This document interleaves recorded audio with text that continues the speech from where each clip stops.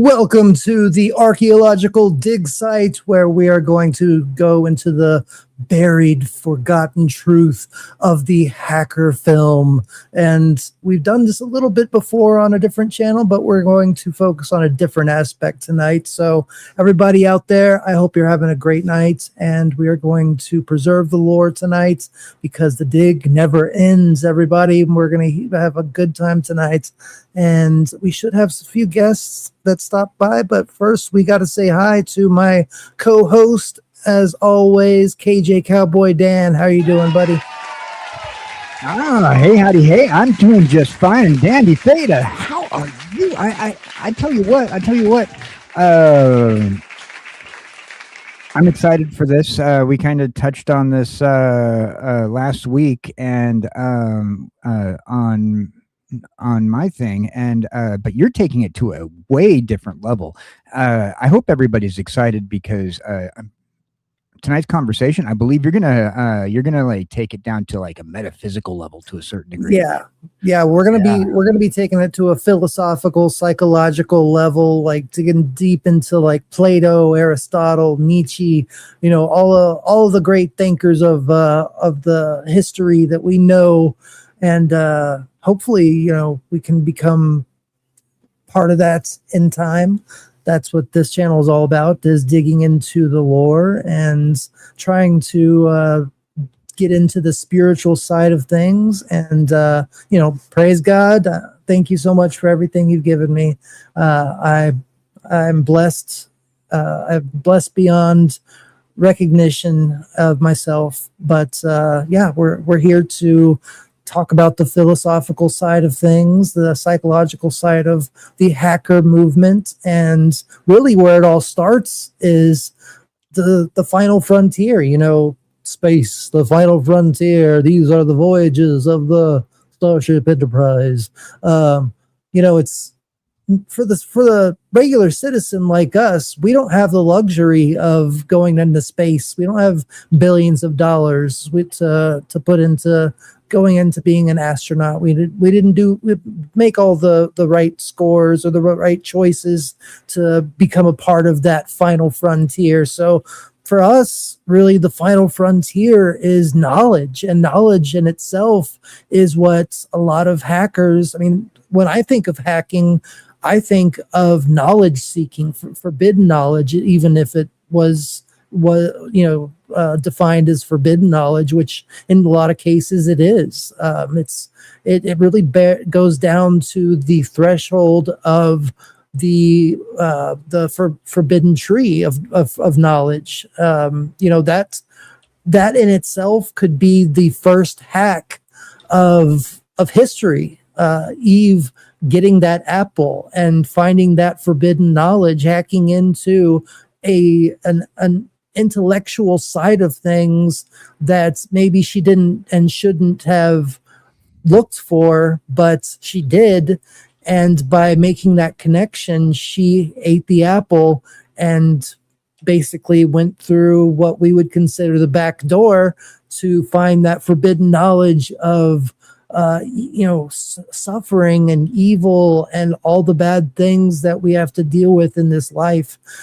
So that could literally be the first step in the first ever hack in history. I don't know. What do you think about that kind of thought process, KJ? Well, everywhere down from the forbidden fruit down to modern pop culture, where you're taking the choice of the red pill or the blue pill, down to opening the unknown door, that you could be led into a twilight zone of looking into worlds. The abyss before it looks back at you. Looking into the abyss, Alice taking her step through the looking glass. Exactly. Down to just about any alternate reality that you can think of. They say that you enter a brand new world when you dream at night. That's another. I didn't even put that together, but you're actually exactly right. I used to, before I got very spiritual and gave my life over to Christ, I dove into the forbidden side of knowledge, and I studied a lot of pagan witchcraft and stuff like that, and I even went as far as to go into astral projection. I learned how to astral project, and whether you believe in that or not, I had experiences that only I could only I know to be true. You know, are you giving spoilers to Halloween time story time that we're going to be doing? Yeah, you know, actually, you're right. I'll save that one for Halloween because. Oh no, I was just joking. I was just joking because I actually have a lineup for Halloween. No, you're actually absolutely right. That would definitely be a story to save because. No, it'd be either way. It's still a good story for now. Even okay, I'm just saying that matches into the lineup I have for us for Halloween time, because I've come up with some ideas for us to do around Halloween time when it comes down to astral projection stories and a few other things. Also, with along that lines, there's a couple movies out there that touch on some things that we know that are real. Recently, in the release of the Freedom of Information Act, they released more information on the MK Ultra thought experiments, including remote viewing. Which actually I have in my notes. The movie "The Men Who Stare at Goats." Men Who Stare at Goats was a true story, by the way. Yeah, it was a true story. Exactly. And one of the many movies that we're going to be talking, well, at least one of at least two movies that we're going to be talking about. Well, it's based on a true story. Like there were exaggerations. Well, it's Hollywood. There's going to be exaggeration. Yeah, I just wanted to be clear so that nobody gets to thinking that that they could actually walk through walls and stuff. Well, but that movie's left very ambiguous as well, so it doesn't actually. It kind of clears the right, the realism.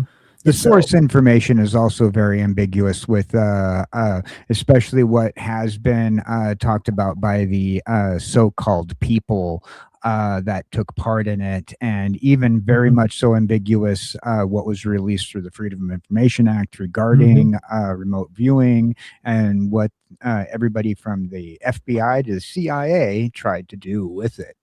Yeah, exactly. Well, I guess this is a perfect time that we've been going for about 10 minutes now, and I want to welcome in everybody that is here. So Lieutenant Giratina was the first one in here. Thank you so much for being a member of the DIG. Thank you, and may the power protect you. Jamie Lynn Simmons, also the beautiful Amy Jo Johnson. I always think about when I think about you, Jamie. You are gorgeous and sweethearts, and thank you so much for supporting the channel. May the power protect you as well. And maybe, well, no, we won't get into that now. I was thinking maybe we should get you a Pink Ranger outfit and have you show it off for us. But maybe that's just me being a little perv. But flirting with Jamie is supposed to be my thing. Well, hey, Jamie's been here for me since the beginning. No, I'm just kidding.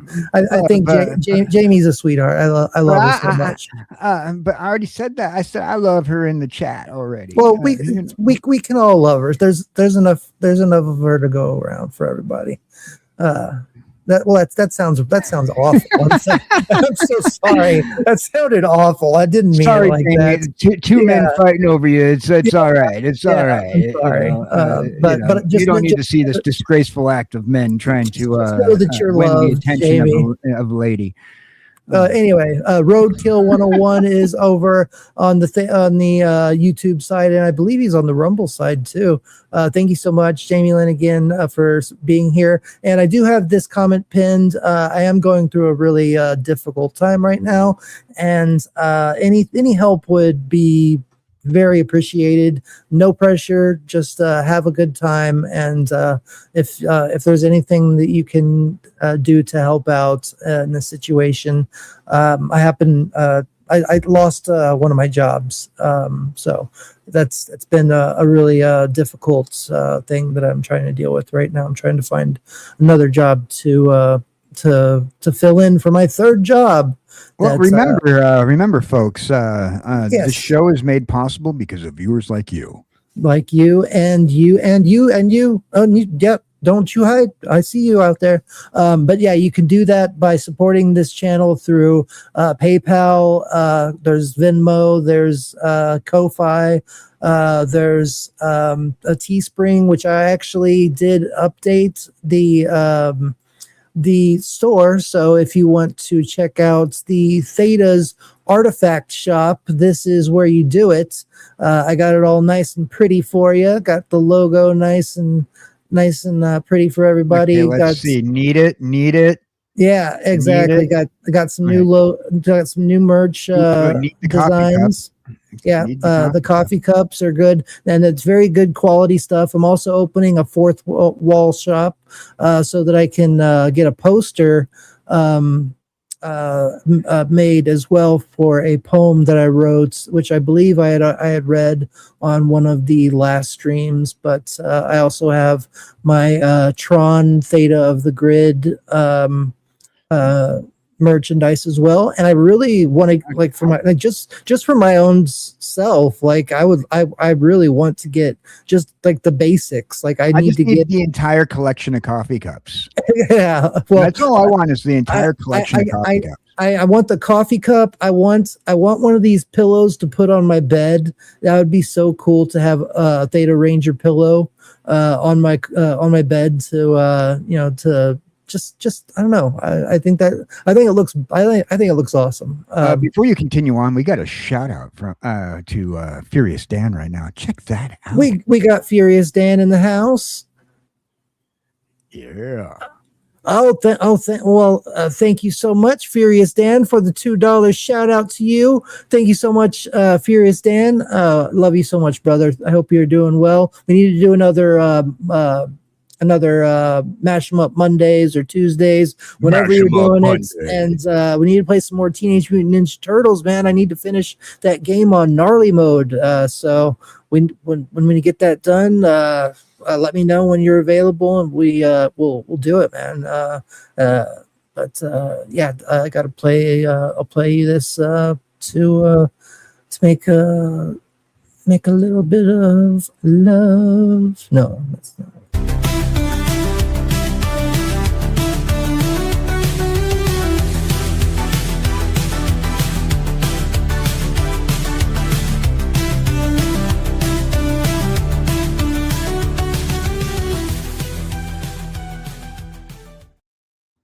Thank you so much, Furious Dan. You're awesome. You're a very awesome guy, and I love hanging out with you. And thank you for supporting the channel. You are awesome. I'm here early. Yes, you are always here early. And Roadkill is on the Rumble side as well. I knew he was over there on the Rumble side getting some reposts and some love over there. Let me go and check on, because I never see what's going on the Rumble side unless I actually go to. Okay, I just wanted to make sure there wasn't anything, because a lot of times, and I apologize for this if anybody is here that has donated on the Rumble side, that I miss because it doesn't show up on my StreamYard. So I'm making it a point to go to Rumble every so often just to make sure I'm not missing any super chats that come through on the Rumble side. So but right now we're good. So no, don't have to worry about that.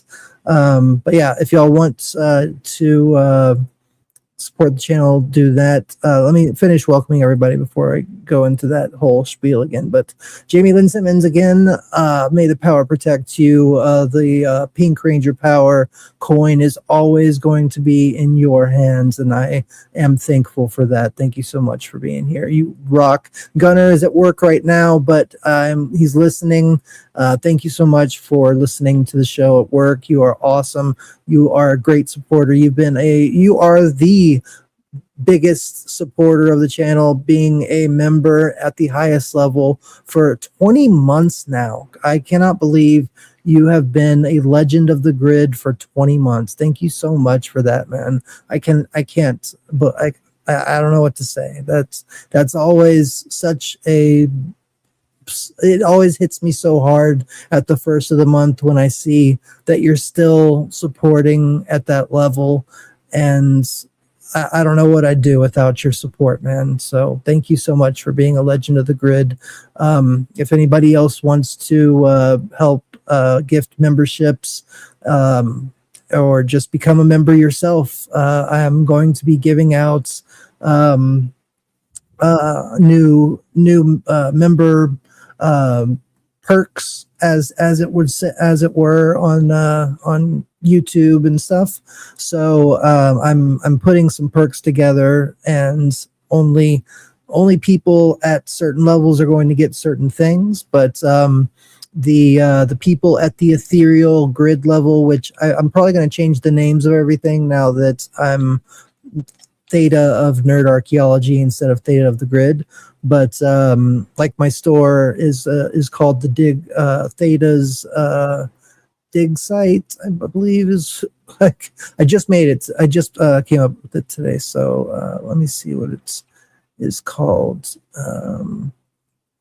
It is, well, I thought, anyway, it's called something. It's called like Theta's dig site or something like that. That's something like that. You'll see it once you check it out. But everybody, thank you so much, and thank you for supporting the channel, Gunner, and being there, listening to the stream. Yeah, and if everybody, even if y'all are just going to bed or something like that, if y'all wouldn't mind just leaving, just turning the volume down and letting the video play in the backgrounds, that would help tremendously with the algorithm. That's another way you can help support the channel without actually having to send in any money. That definitely helps, just to have the video playing all the way through throughout the night. But I know it's Saturday night, so you're probably flipping through and stuff. So I understand that might be a little big ask on a Saturday night. But if it's a Saturday night where you're turning in early, feel free to leave this video running. Or afterwards, tomorrow, if whenever you're not busy, just click the video and have it play all the way through. And even if you don't want to listen to what we're talking about, and that helps tremendously. As long as there's no click, like as long as you don't click off and click at come back on and stuff like that, it helps tremendously to have like people that stay throughout the entirety of the show, and to have more chat engagement all the way through. So there's lots of ways to support the channel. So thank you all for being here and refreshing the show and leaving a comment. Really, I was just about to get to that, Gunnar. Thank you so much for saying that. Yes. And we also learned from DJ Play Nice that you need to have 8 words or more for it to count. So if you're going to leave a comment, please leave 8 words or more on the comments. That really helps. And then we also have Finn Turismo in here as well. What's up, dudes? What's up, everybody? Hope everybody's doing well. I hope that y'all like the designs that I'm coming up with. I have a few more that maybe I'll show. Well, no, I'm gonna save it till I actually have it up on the store for you to go check out and buy if you want. But yeah, for me, I definitely want to get the pillow and the socks. I'm a sock guy. Like I have like if I'm wearing, well, it sounds like I don't wear socks, but I actually have like a whole drawer full of like X-Men, Pennywise, the Dancing Clown, Exorcist, like all sorts of different socks. Like I only wear like these type of socks with like designs on them and stuff. So I really want to get a pair of these. They're really nice looking.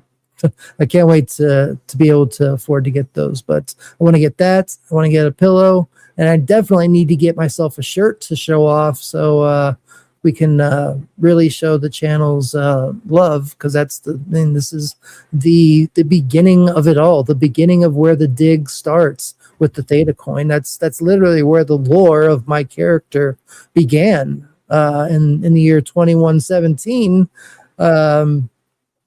My character, the mascot of the channel, the Theta Ranger, or Michael, as you might not realize is his name, which is my middle name, so it's really me. But he or I found this coin, which Zordon locked onto and teleported me from a dystopian future where demons and Lord Zed had taken over the world, and there were only a few human beings left. And Zordon teleported me back to this time to explore films and to fight monsters, but basically to explore hidden lore and preserve the lore and talk about ambiguous plot threads and come up with theories and entertain all of y'all. And that's going to save the world, apparently. I don't know how, but we're going to try that. We're going to try and make that work and get the world back to where it is. It's a dream that I have, but we're going to try as hard as we can. Thank you all for being here and supporting the channel. Y'all are awesome. I think we have everybody. Furious Dan, thank you so much. Oh, we have Penny as well. Penny at the grocery store. I hope you're doing great. God bless you, Penny. For you, I do have, I was going to save this till the end, but since you're here, I know you're going to go to bed early. So I had this come up today.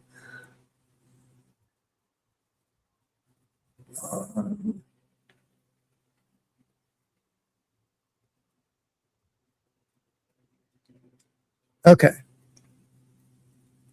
So this Bible verse came up today, and I wanted to share it with you.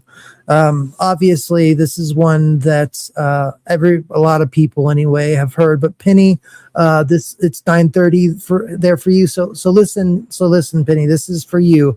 I was going to save this till the end, but this came up on my Bible verse, my daily affirmations thing today, and I want to share it with you, Penny, because it is the truth and it is what's keeping me going right now. It's Philippians 4:13. I think everybody that studies the Bible knows, once you hear it especially, I can do all things through him who strengthens me. So I wanted to share that with you, Penny. I know that you do a lot of Bible studies, and you're very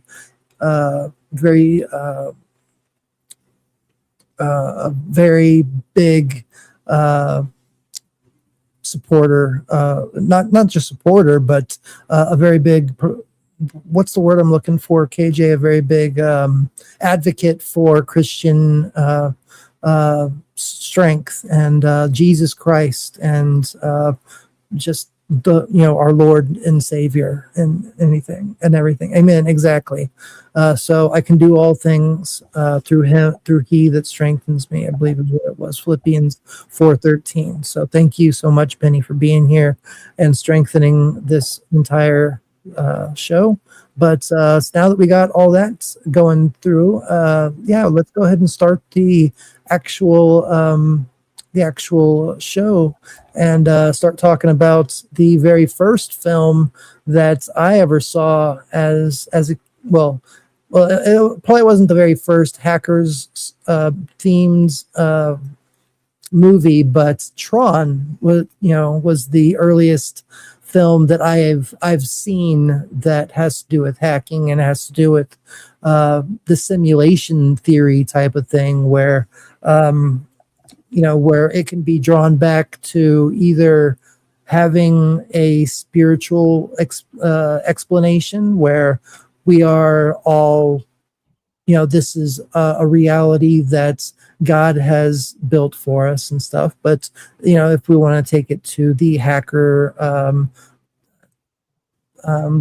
the threshold of the hacker and everything, TRON was digitized and brought into the grid. And actually, I think at one point in the movie, in the original movie, he says it's so much easier on the other side of the screen, because it's, here it's just one click and the program's deleted. But if we're actually in a simulation theory and we actually have to fight to overwhelm the MCP, as it were, or whatever the program is that is controlling us and making us suffer and having all this stuff happen. In theory, this is all just a theoretical experiment as we talk about films in the process. So do you have anything that you wanted to add to that, KJ? I don't want to just be talking the entire time, so I want some conversation if you have. Well, beyond simulation theory, I mean, simulation theory is a major thought process, especially with a lot of what's going on right now in media, where we're looking at different ideas of where we are in our existence. There are AI scientists who believe that we are approaching the singularity. And if we get too close to the singularity, we're going to find out whether or not simulation theory is true or not. Yeah.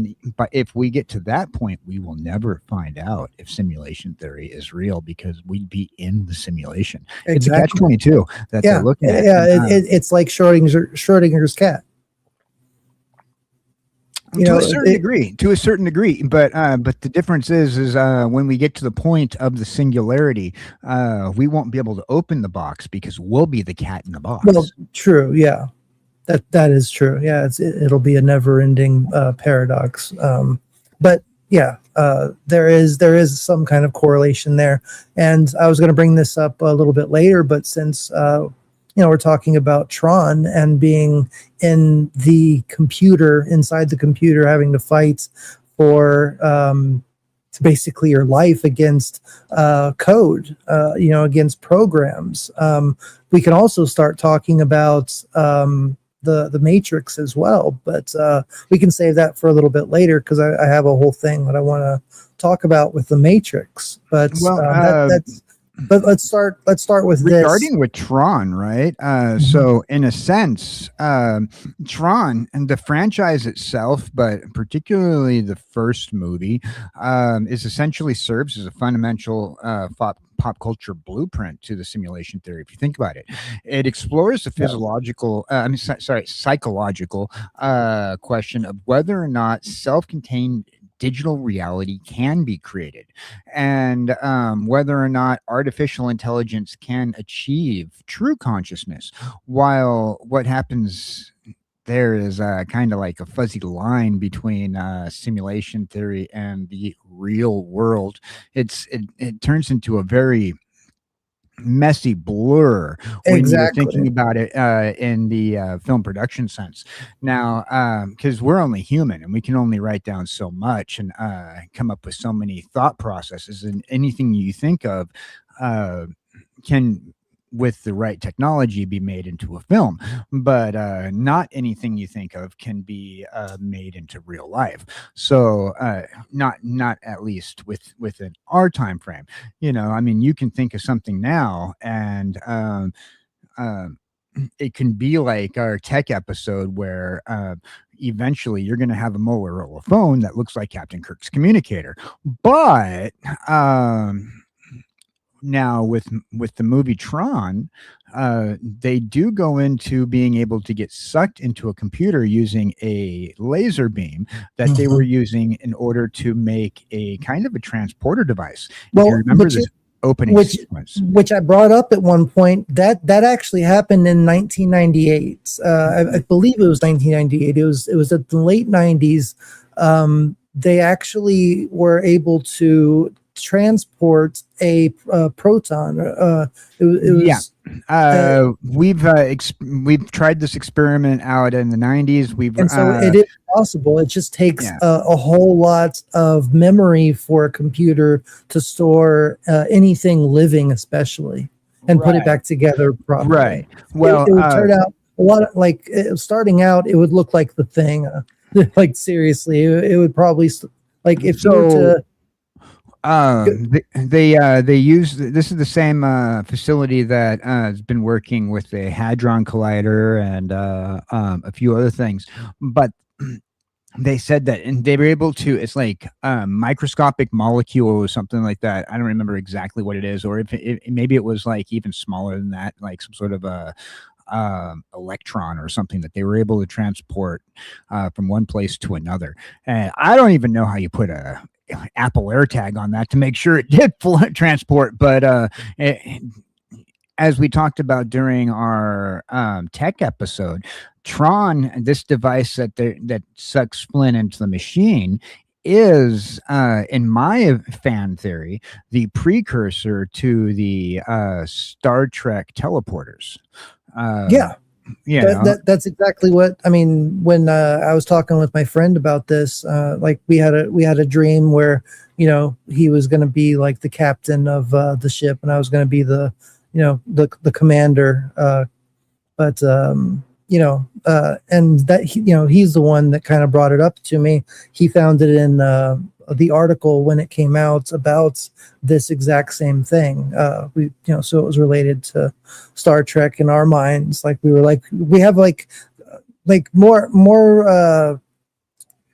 apt, I guess, would be that, first of all, it would be they would try to use it as like a replicator type device, like a delivery service, like for food or something like that. If it were actually to be used as a product, something like that. But I do want to point this out. Finn Turismo was saying that we should have a character. Let's see, where is it? Where did I lose it? Oh, here, it's up here.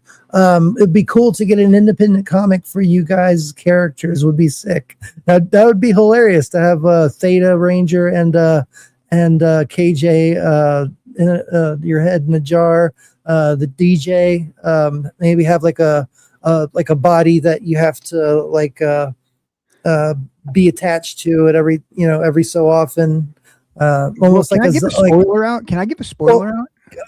After I give a spoiler out, okay. I'm in contact with somebody, and this is obviously something that's going to be way far in the future, especially after losing my job. But I have somebody that has contacted me that wants to make a action figure of my character for me.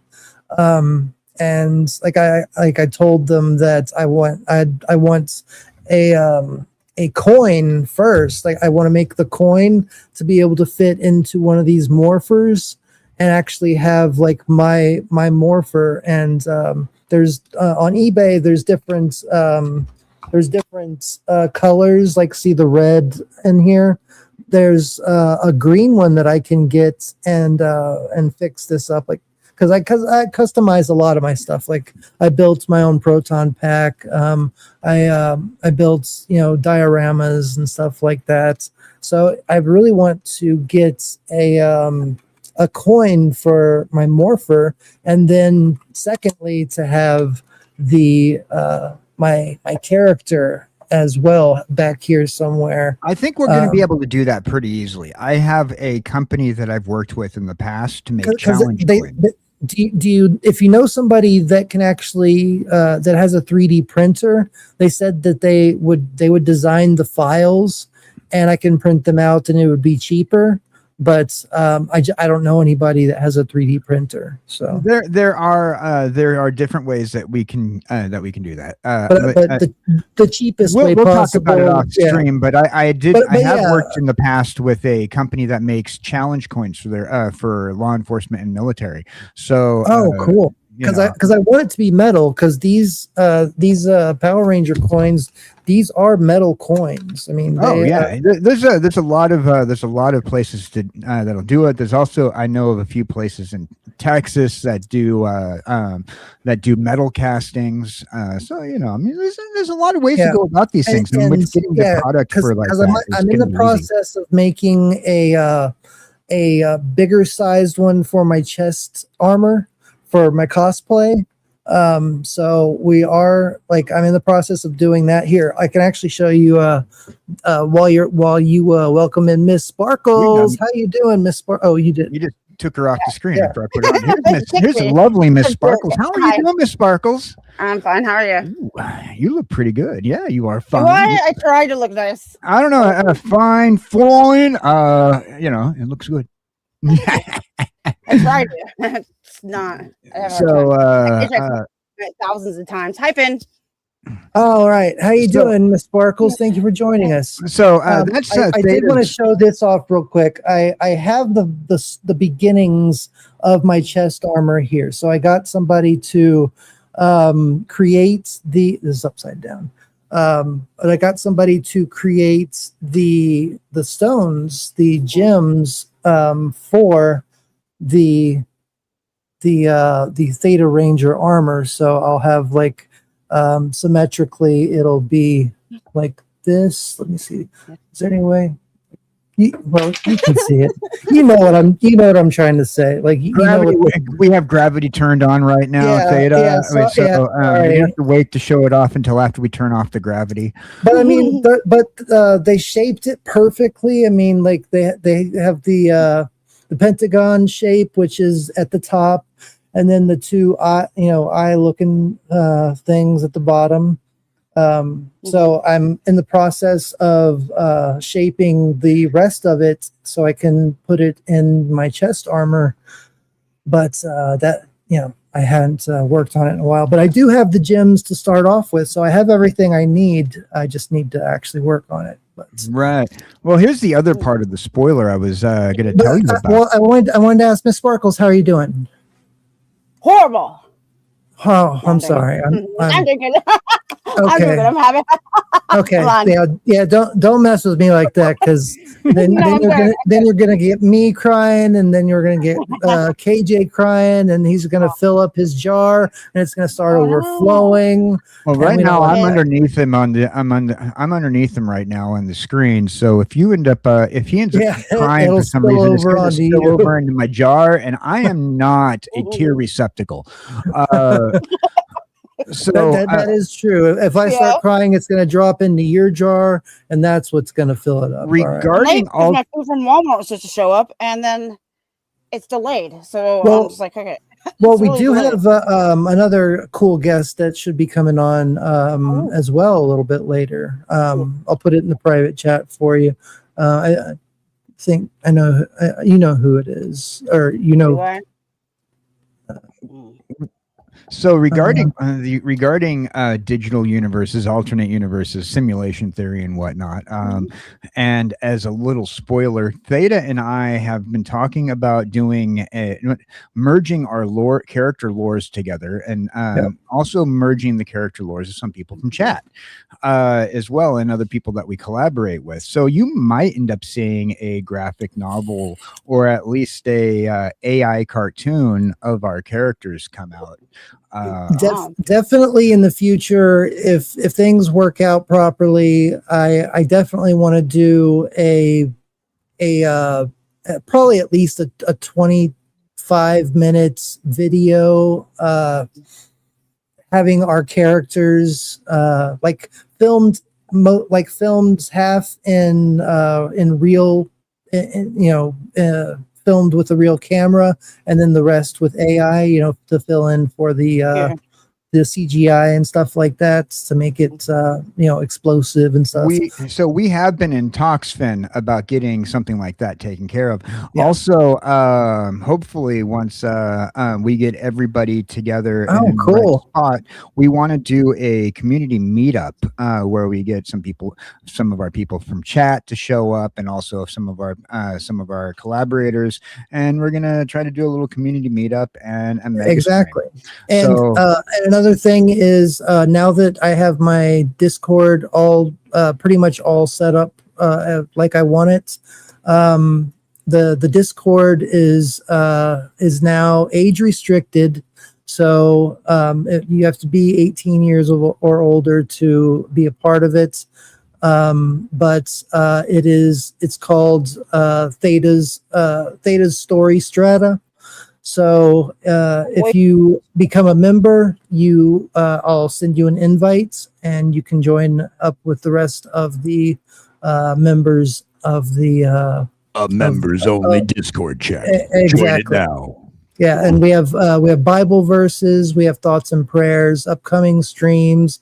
We have the grid talk, so that we can talk about Power Rangers and TRON.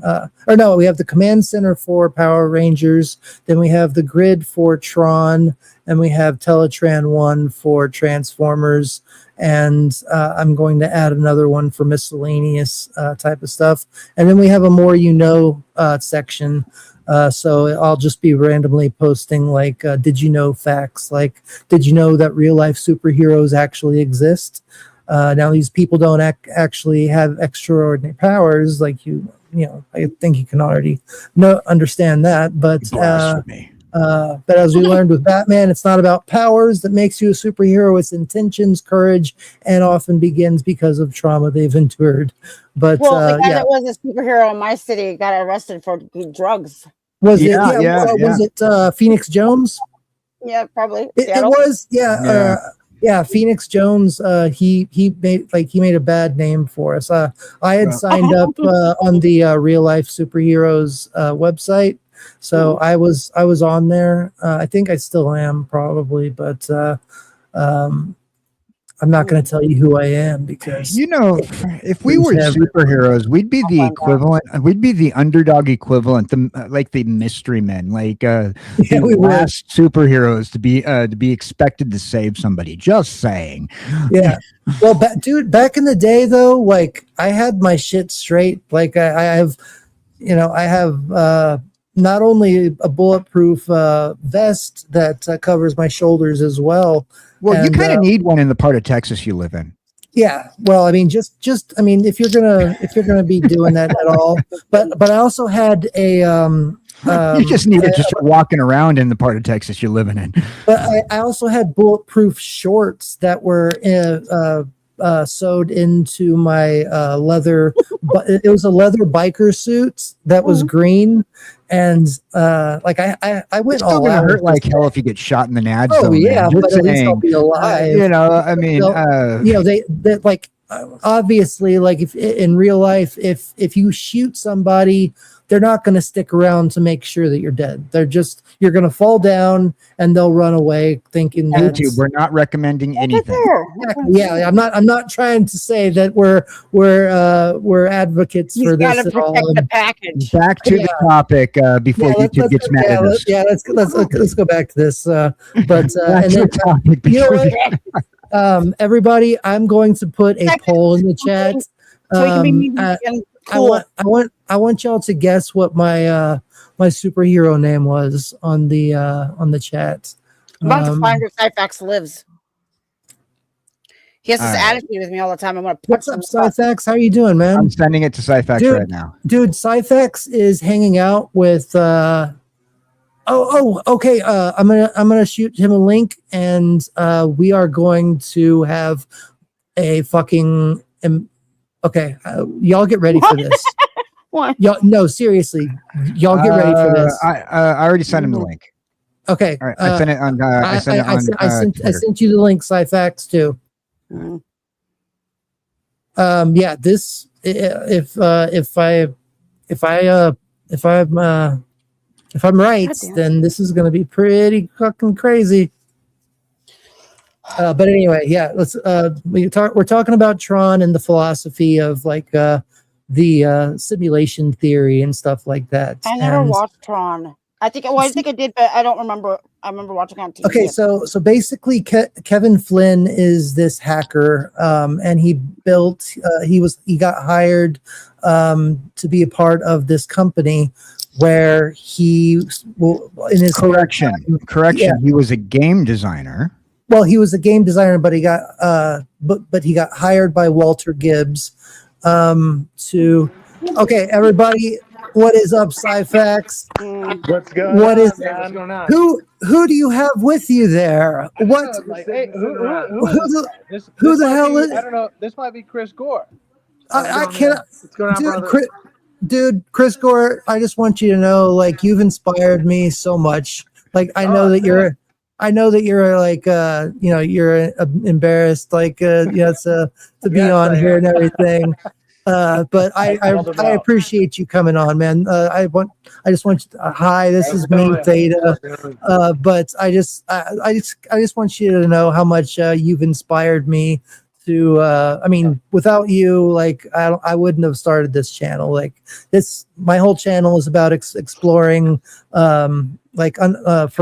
unforgotten lore, ambiguous lore and stuff like that, and coming up with theories. Got a minute, man. Be quick. Gotcha. Okay. All right, we're gonna go get drunk and have fun. I hope you have one for me. I hope you have a great time. Yeah, and toast to you guys. toast to you too, man. Thank you It's a so much pleasure for meeting taking you, the sir. time to I do at least this, want to man. say hi and be like, hey, man, look, me and Chris are Yeah. here for you. No, You guys are yeah. great. Keep it up, brother. All right. You're awesome. Thank you so much for stopping by. Have a great time tonight, man. Peace. Peace Take to care, you. brother. May, Later. may the power protect you. Take care, man. Thank you, Cyfax, for doing that. I'll hit you up later. That was so cool of you, man. Ladies Thanks. and gentlemen, that was American writer and independent filmmaker Chris Gore. That was one of my heroes, man. Without him, there would be no Theta of Nerd Archaeology. That's Chris Gore is known for those people who don't know him. He was on Attack of the Show. Back G4, the G4 era. Yeah. G4 era, yeah. Also, he was and Dude, still that is was cool. the ultimate film fanatic. He was on the X Show, Doomed. He had I think he wrote Carnosaur, nice little B-rate dino thriller. I think he produced the documentary for Life After the Flash. I could be wrong on that one. And pretty much a lot of documentaries. And so I mean, he was the and he wrote for Film Threat magazine for a long time. He founded it, actually. He founded, edited, and wrote for Film Threat magazine, which is still up and running. He was a producer, writer, host for several TV series. Attack of the Show, which was my favorite show. I loved Attack of the Show. Back Morgan Webb and Kevin Pereira, they were awesome together. That still is one of my favorite, like, geek shows ever. Sideback says he drew him out of a convo, but glad he was willing to at least say hello. Couldn't get him on longer. That was so But, hey, cool. Of cameos sometimes cameos are the best way to go. When you watch a movie and you're like, dude, and you're doing that meme and you're pointing at the screen and you realize who the cameo is. I hope I didn't well, you fanboyed a little bit, but that's okay. I tried to keep it to a minimum, I tried to keep myself cool, but I knew he only had a minute, and he was embarrassed to come on and just some random guy's show. But that's awesome of you, Cyfax, and tell him that I appreciate that he took time to do that. I know that he didn't have to. And that's very cool of him to do. That was the thing that pulled us out of the grid for a minute, and that was exciting. I'll tell you dude, what. Cyfax, you don't know how much that actually lifted my spirits. I lost one of my jobs this week, and that really lifted me up. So thank you for doing that. He's the president of Film Threat. Okay. Yeah, he was like that's what I said. He founded it. Yeah. So I just said that he was on it. I didn't think that. I didn't know that he. Well, that's why I corrected it. I corrected you, and I said he was a founder.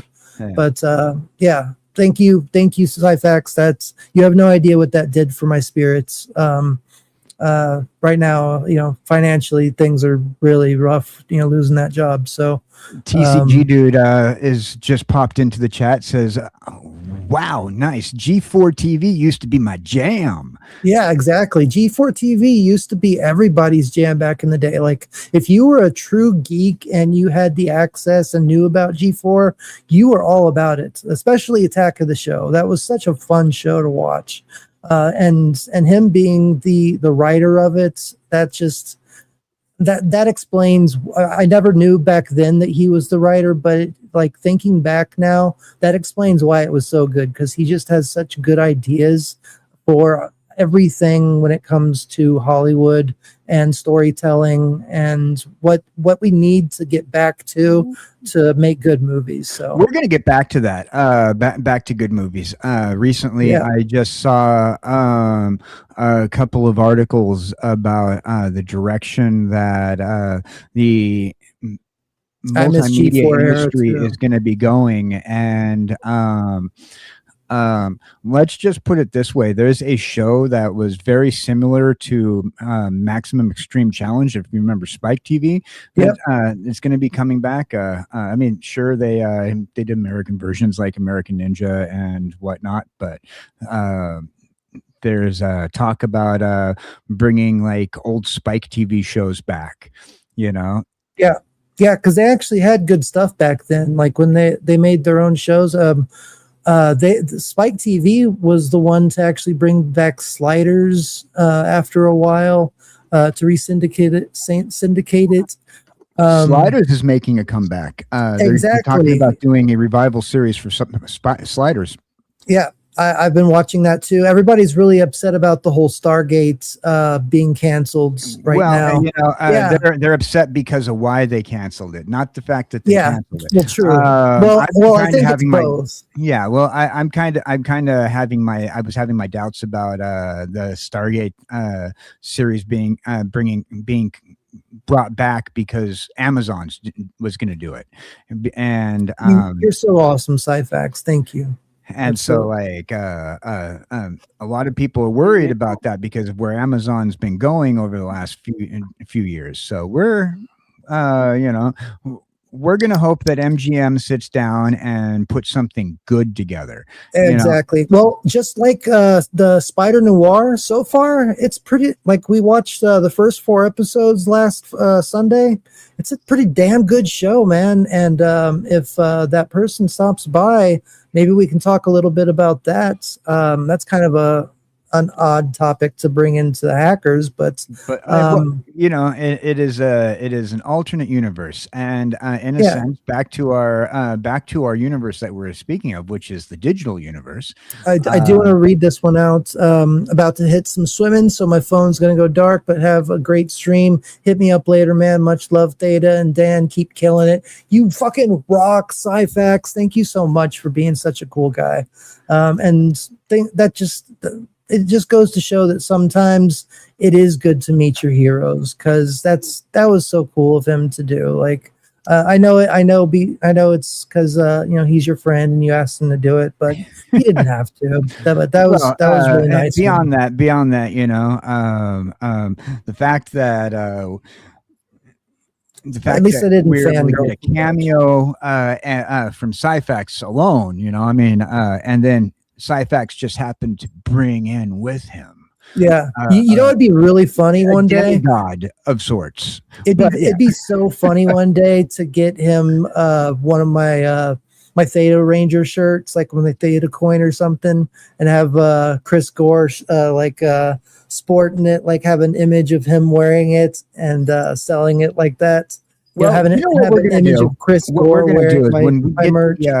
When we get the merch shop all set up and we get some product for like when we go live in person, because we are planning, as I said earlier, we are planning a meetup. We don't know when yet. We haven't decided a date. It will happen. We're hoping it'll be around the time of MegaCon or at least another convention that everybody and if it's going to be around MegaCon, Cyfax will be there with Chris Gore. Right. So we're hoping to do a meetup around then. We're going to do a mega stream. Hopefully we can get everybody in our community to pop in. I'll be doing lots of live streams. Like if we do that, I'm going to be taking lots of videos of live streams from my phone, and we'll even have probably some of our own merch available. But those will be for members only. So please remember to it's $3 to be a basic member. Plant your seed and become a member berry. Exactly. And speaking of member berries, we can give you some member berries right now.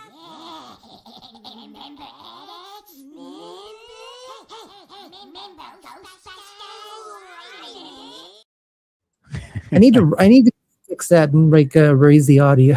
We'll get we're gonna get new versions of that. We'll get better high quality versions. Yeah. As we have a lot of new clips that we're probably gonna be bringing in soon. And hopefully my mic sounds better today. We tried to adjust the mic because last time I was watching the stream with me, Miss Sparkles, and you, KJ, like we were saying backstage, and y'all's voices sound perfect, and mine came across very tinny, like I was in like a tin can of some kind. So hopefully out there, this adjustment has been a little bit better for y'all's ears, and it's not so tinny. But yeah, let's go back to talking about film. We've talked about. Hold on a second. Before you do, Finn wanted to ask you if you heard about the new Gundam and the Transformers G1 series revival that's coming soon.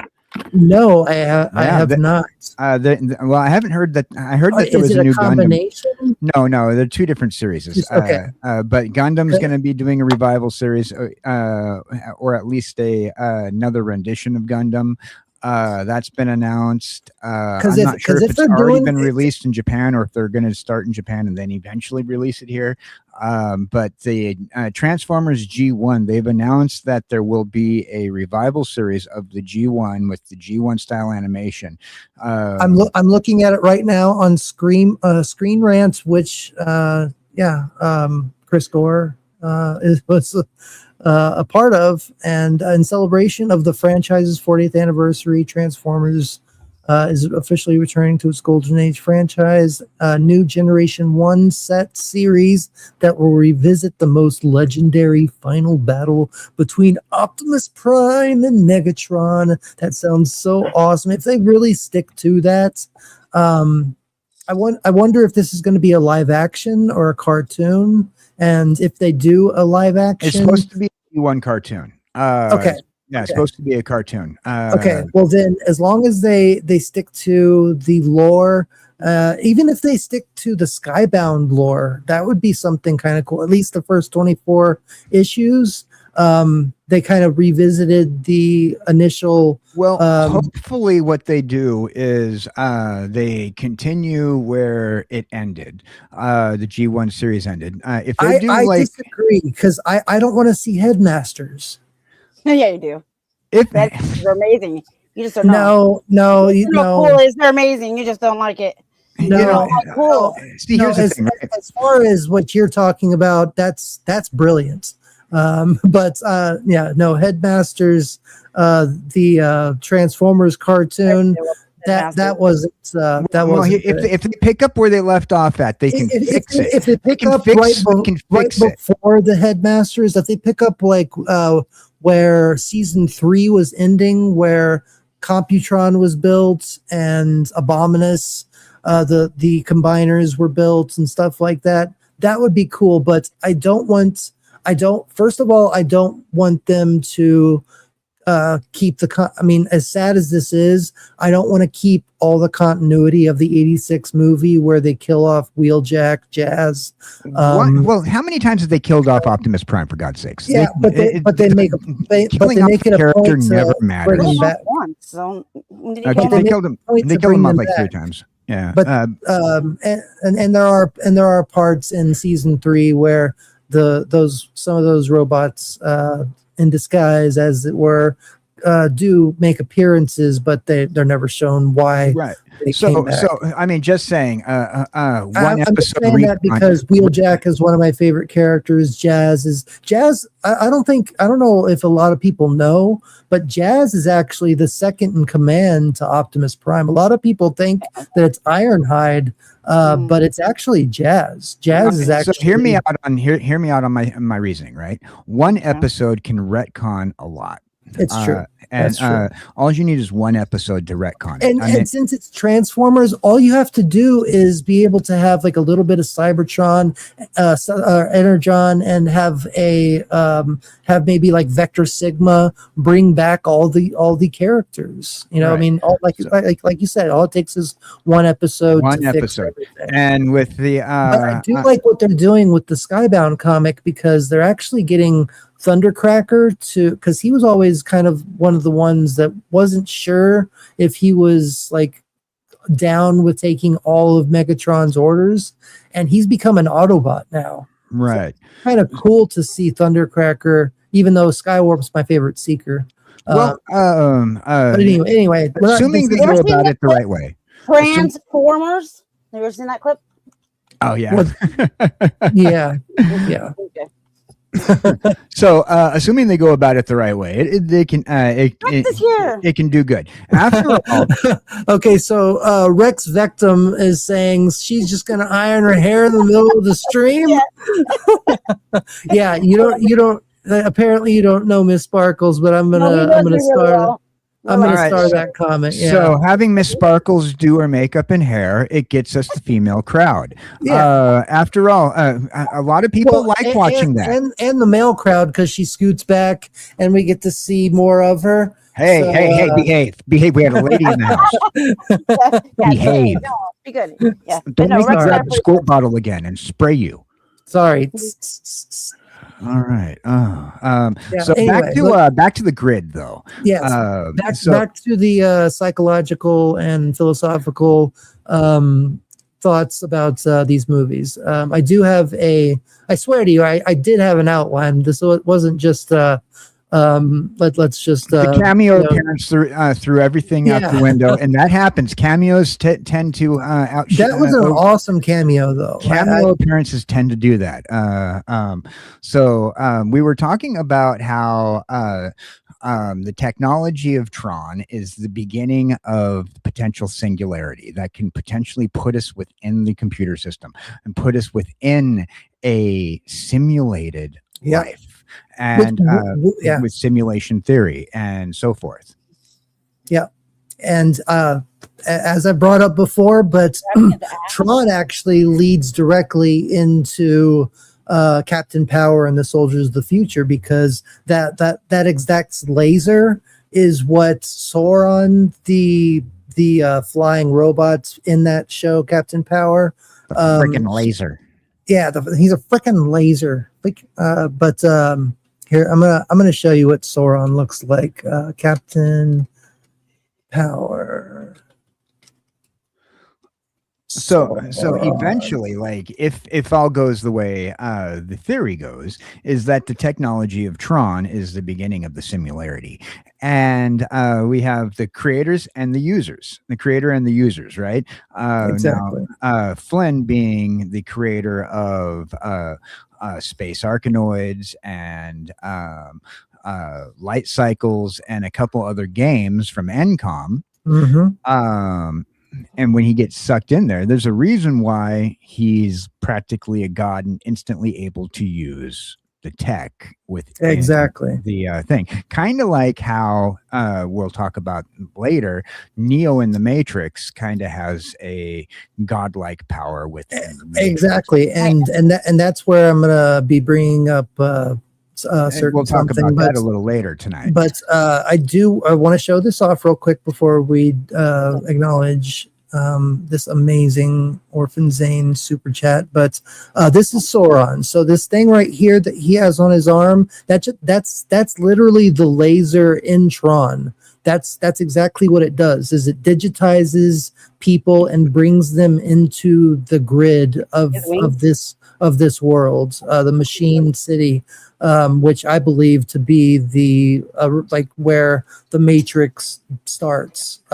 This, I believe that Captain Power and the Soldiers of the Future is where the Matrix began, when they lose their base and they lose all their powers. Basically, the machines win, and they are able to do all the research they need to power themselves. And it's implied in this movie that the machines are run off of solar power, which also lines up with the Matrix as well. So anyway, the whole point is that the laser, the freaking laser from TRON that brings Kevin Flynn to the grid is also the freaking laser from this character right here that digitizes people and brings them into the computer city, or the computer grid, as it were. But in this instance, it's described as a very painful place, because and which actually lines up with Tron as well, because the programs in there, they're scared to death of the games, and that might they're scared to death of the games. Because the games, if you think about it, right? So the MCP, the former Master Chess Program, exactly, who is now the Master Control, was built by Walter Gibbs and then redesigned by Edward Dillinger the first. Right. So that whole program, once he becomes the Master Control Panel, he changes. Jamie, that's what I was talking. That's what I was talking about. This image right here. This is from Captain Power. That's what I was talking about. Maybe you're a little bit behind. Maybe you're lagging. But go ahead. Sorry. So the lore goes is that the MCP changed the protocols within the grid, the network itself. Don't pick your nose, Miss Sparkles. I saw you. Look. No, you're picking your nose. Don't. Yep, I'm gonna be nose ring theory. Same woman. Real quick, I do want to acknowledge Orphan Zane's $5 super chat. Thank you so much. Hail everyone. Release the rabbits. Thank you so much for the super chat and the support. Like I said earlier, I lost my third job that I was hoping to use to fix my car, and it's I'm looking for a new job to fill in that third position so that I can actually get out of here. But anyway, we're going to find one. We're going to find one. I found one that might work, but I'm just trying to figure out how it works. But we will release the green hairs.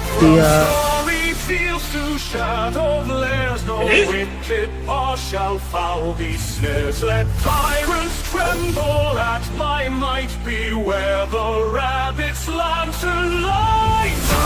Just super chat, keep this coffee born alive. Just your super chat, keep this coffee born alive. Just your super chat, keep this coffee born alive. Just your super chat, keep this coffee born alive.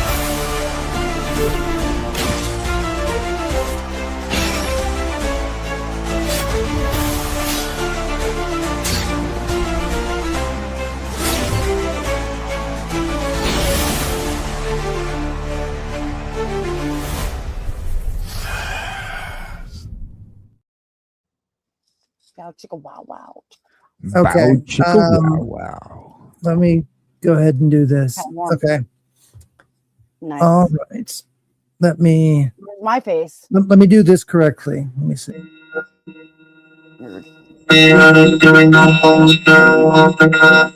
And he was ready to push the button if it was ever discovered. Now you know.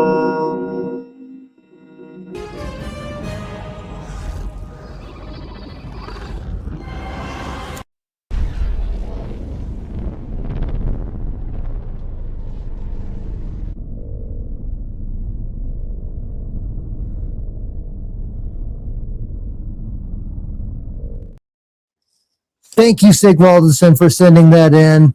That mega chat going directly to PayPal. Thank you so much for that. That's awesome of you to keep that support coming in.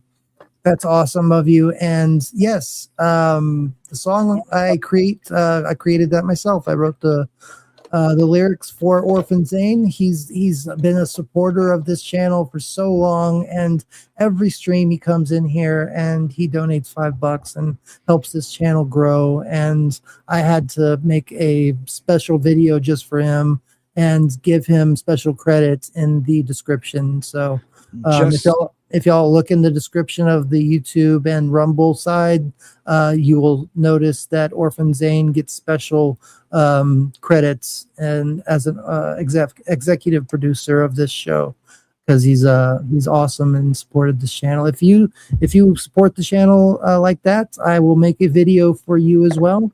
Yeah, Sigvaldason, I hope you liked that. That was for you. I wanted to do a little something special for you. I think I saw that and wanted to make sure I did a little something for you. But let's just go ahead like and get Orphan Zane and Sigvaldason, the show is made possible by viewers like you. exactly. And yeah, this even though this is, I do have an outline. Yeah, this is off the cuff. This is just my thoughts on the simulation theory and the philosophical and spiritual side of hacking. And we'll get into more movies, as we go along. We've been on TRON for a little bit, but we've also had some things come up. We've had a little along the way. But you know what I have noticed? Miss Sparkles. Oh, where'd she go? Where'd I go? Where'd you go? I don't know. I'm here. You. There we go. Well, no, I fixed it. There, yeah. Okay, we fixed it. He Okay. wants to kick me. He's mean. Yeah. So exactly that's exactly what KJ said earlier. We're on PBS. Go ahead. Okay, except go ahead. with less Muppets. We were talking about the MCP and the pain of being on the grid. Now, regarding how the laser works to suck you into the grid, it's the same way that the transporters work in Star Trek. It takes your molecules apart. Exactly.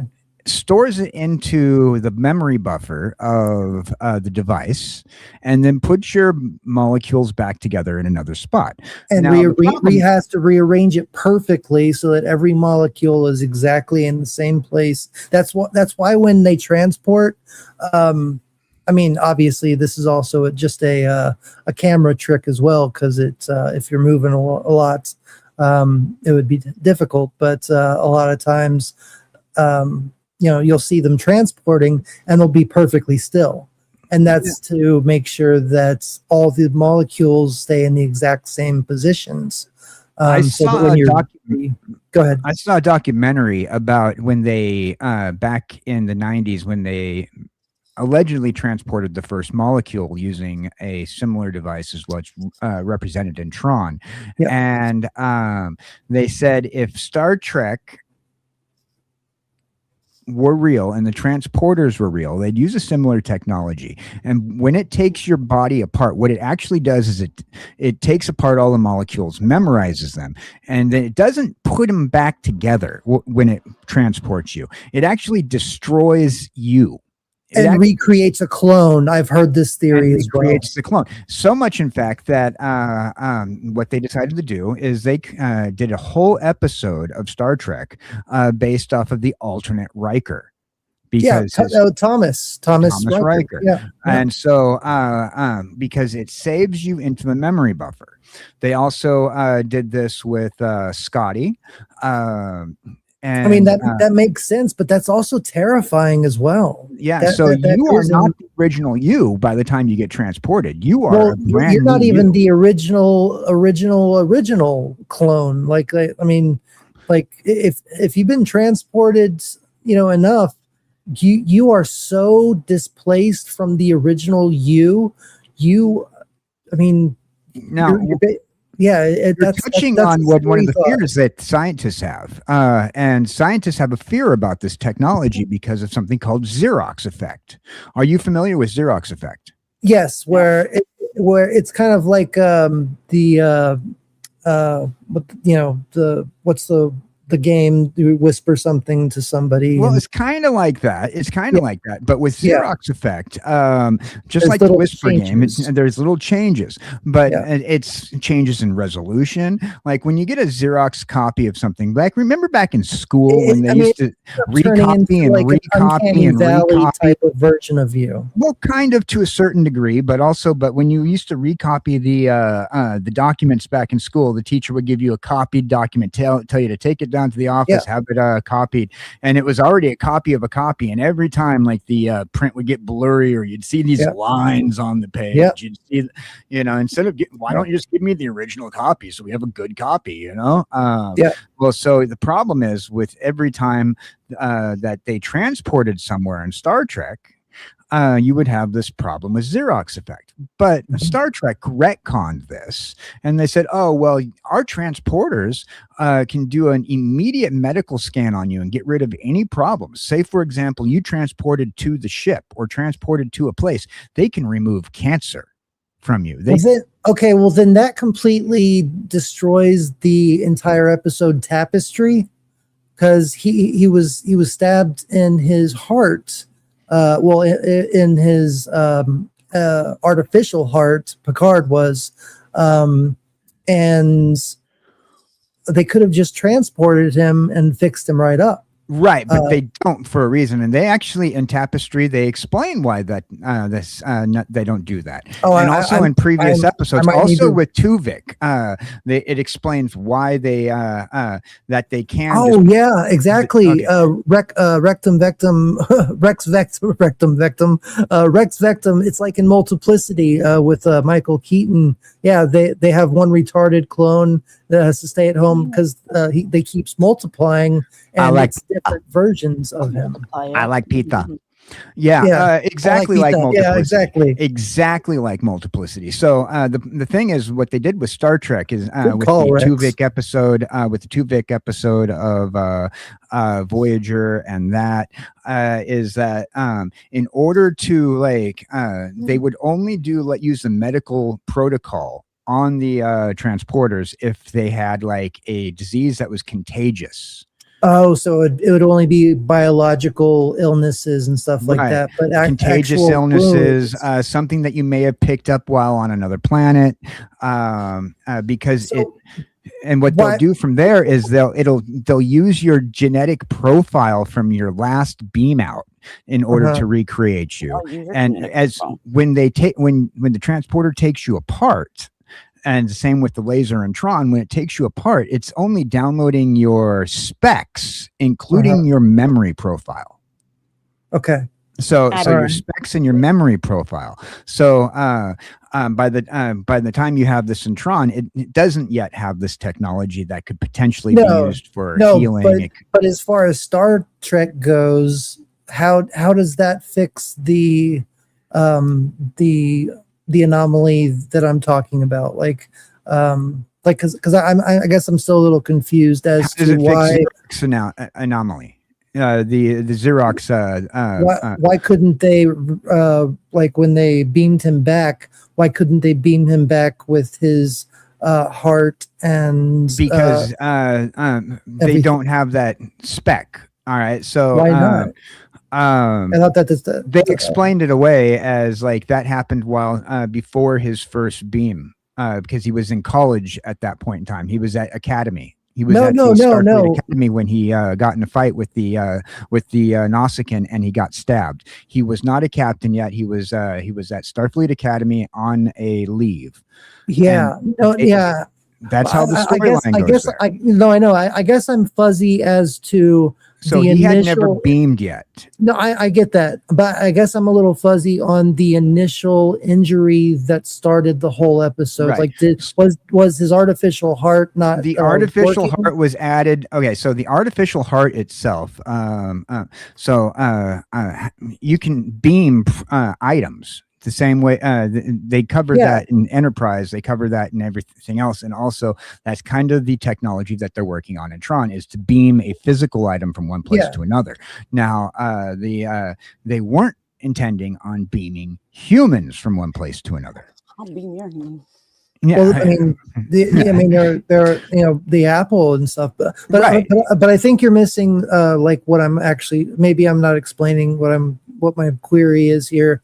Like in the episode Tapestry, what is the initial reason why he was dying? Like did he get a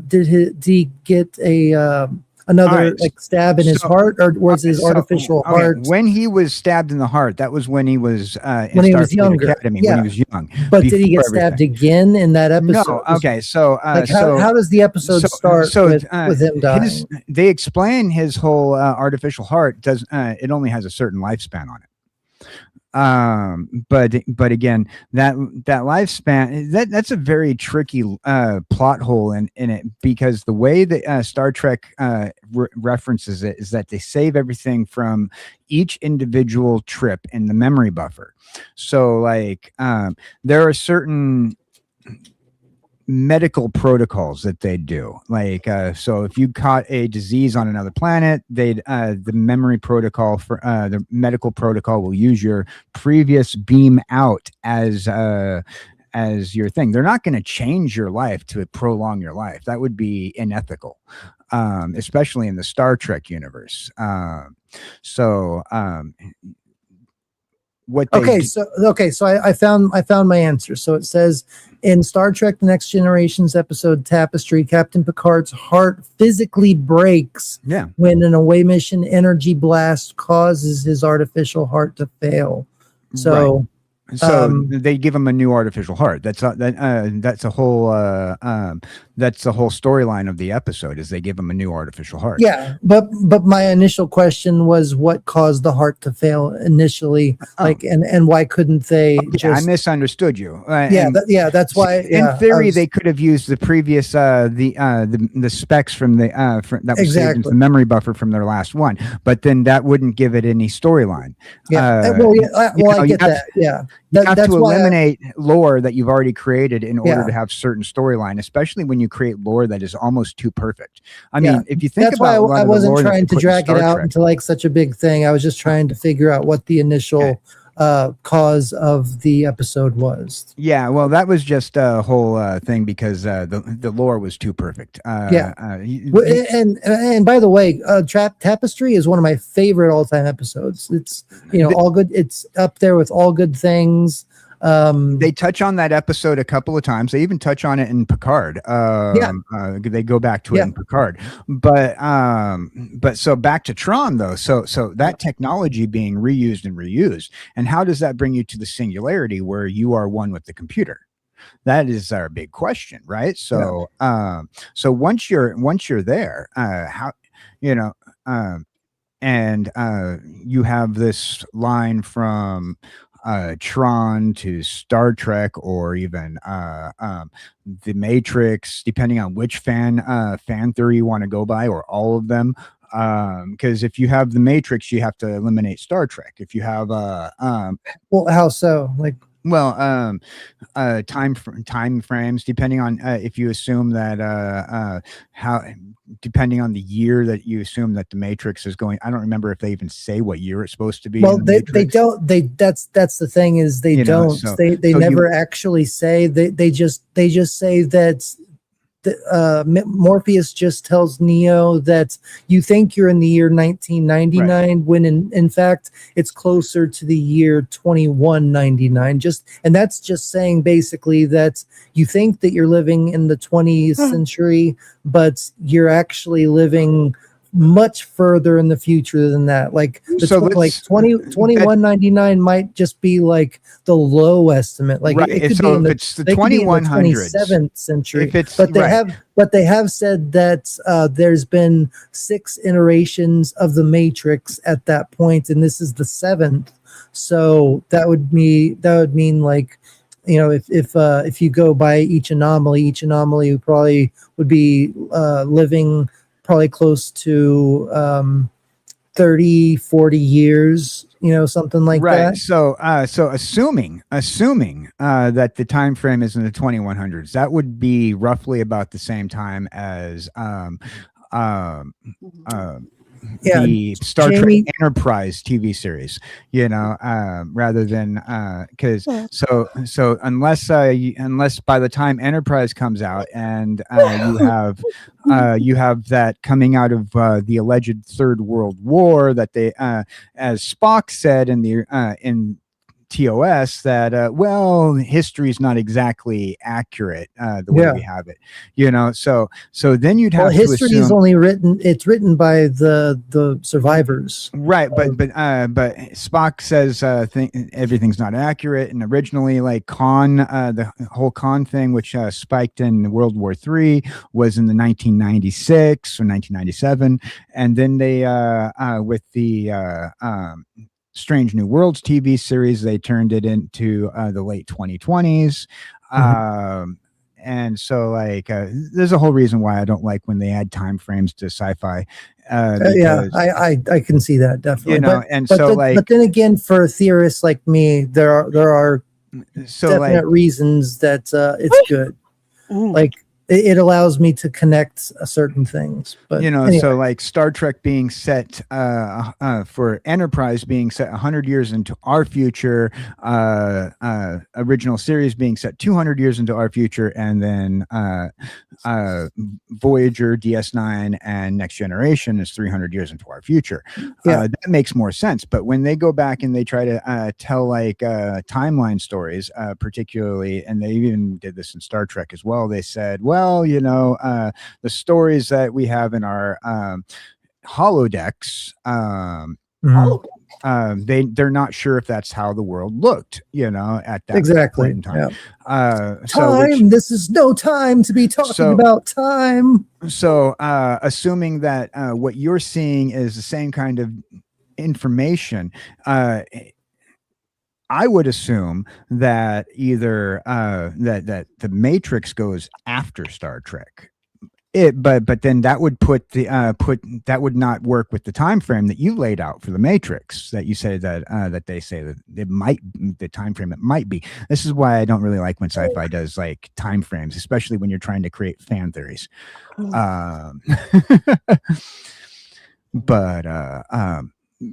But let's say you add all these different shows together and you go, okay, well, this technology brings us there.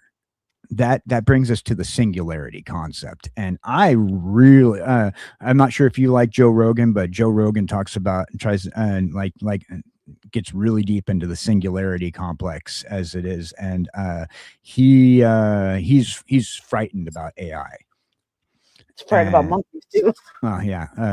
And he constantly communicates about the singularity. Where'd Theta go? Theta just disappeared. I hope Theta's all right. Be bad now, Jamie. Jamie, say something naughty about Theta now. Go. We're being bad now. We're taking over.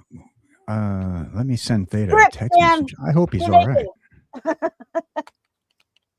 go. So I just think I already got him. But I don't know. I just sent Theta a text. Said, "You good?" If not, then I'm taking over the show, and it's going to be called Banana Hammock. Banana Hammock. Woo! Yeah, let's go. No, I call that a slingshot. I can't get one of the AIs that I have to draw me a guy in a banana hammock. It's rude. Not rude. Lost that here. No. All right. I believe Theta's working on it in the background. His internet just had a little hiccup, so we're gonna just so if what do you guys think about the concept of the whole singularity and joining into a potential internet consciousness that we've built so far? I have no clue what that means. Well, like getting sucked into, like, if you were to if you were to get sucked into like a computer, like somehow a laser or something focused in on you. Like the whole point in Tron, the opening sequence of Tron is he's hacking this computer and he gets sucked into a computer to find his to prove that he wrote these games and to save a company. And but what I do when I get there, I'd stalk people. You stalk people, absolutely. You're like, hey, just show up and go, hey, I'm on your computer screen. You can't I have a change target the in channel. mind. I know exactly where I would stalk. And then I'd find out he's a liar. Interesting, huh? Yeah. Jamie Lynn I'd be Simmons sexy says online though. I wouldn't be as fat. I'd be as sexy. Look, I got a pen. It was poking me in the foot. Jamie Lynn Simmons says a world where inside the computer where man has never been before now. We have to say this like the movie guy. In a world inside the computer where man has never gone before, we find digital madness. I'd get right in Rex's computer, find out what he really looks like, since that's just a picture of a Halloween costume. He has such a great laugh. He has this like little evil villainous laugh. It's so cute. Yeah, but he won't send me what he looks like. Hey, Greek boy. Hey. Yeah, there's my Greek friend too. Hey, we got Indirect Soda showing up. How's it going, everybody? Yeah. Hey, hope you're having a good night. We're waiting for Theta to reset his internet real quick, and because I don't know where he was going after this. I know that he has a couple other shows and don't want to get into them without him. I'm here to be red. I'm here. Yep. So what are things? What do you think about the Odyssey coming out? About the Odyssey at all? Well, I'm very worried about it. To be honest with you, regarding the Odyssey, when you remake something to an ideal that is not the universal consensus, and you're trying. Sorry, Dan, I didn't mean to interrupt you, but PJO said good night. Sorry about that. Oh yeah, good night, buddy. Good night, Penny. Penny. Good night. I know when people like sometimes I'll wait for somebody to say good night to me before I go to say something. I just wanted you to be. Have a good night, sweet dreams. Yeah. Mm-hmm. Theta will return. He's having an internet issue. He's turning it on and turning it off again. Mm-hmm.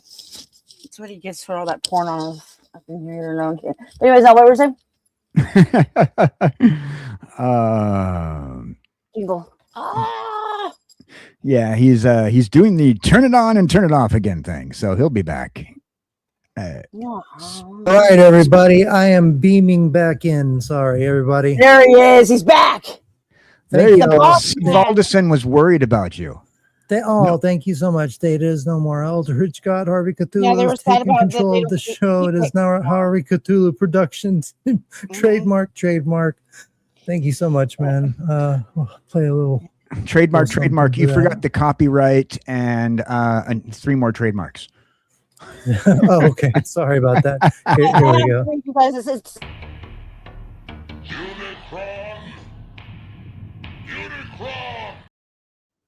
okay, I want to read this to you guys real fast. My says my delivery is delayed, and it says estimated arrival at 50. But it says if your delivery doesn't arrive by 4:20 a.m. today, then it gets to be canceled. But what? What was it? A food delivery today? It says it says arrive by 4. Yeah, but it's right now. It's supposed to be here like in 10 minutes. But it says if it doesn't arrive by 4:20 a.m. today. That means they sent your delivery off with a stoner, and you should worry if it's food. It is food. It's Walmart. And like, what the hell does that mean? Yeah. Yes. Yeah. Just hopefully it'll come soon. When you were gone, I asked Miss Jamie Lynn Simmons about her thought process of being sucked into the singularity, into the grid, into a computer system, and she responds back, in a world where the computers man has never been before now. We find a digital grid, a place where only you can be with the singularity. Well, you know what's funny that I was going to bring up before I teleported out is that it's made very clear in Tron Legacy that time moves a lot slower in the real world. Like Yes. So a year in the real world is like would be like 100 or something in the Tron universe, or do I have that backwards? Is it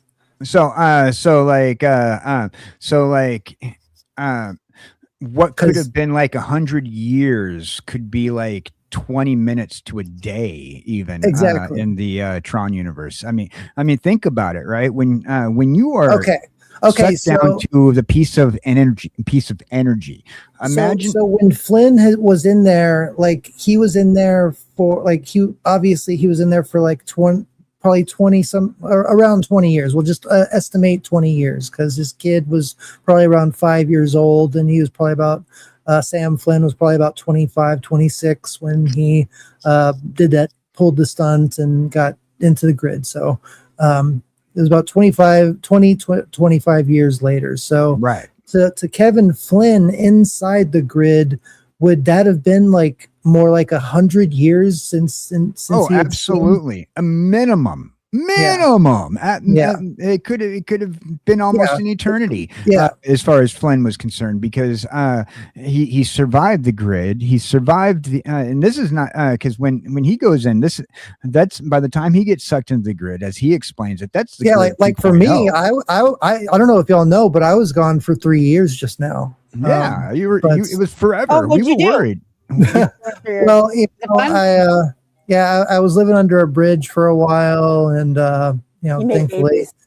You thankfully, created I made some friends with some kitty cats, and they brought me, they nursed me back to health, and I'm back. The cats? The cats, yeah. You're such a The dork. cat. Shut up. No more talking. It's retarded.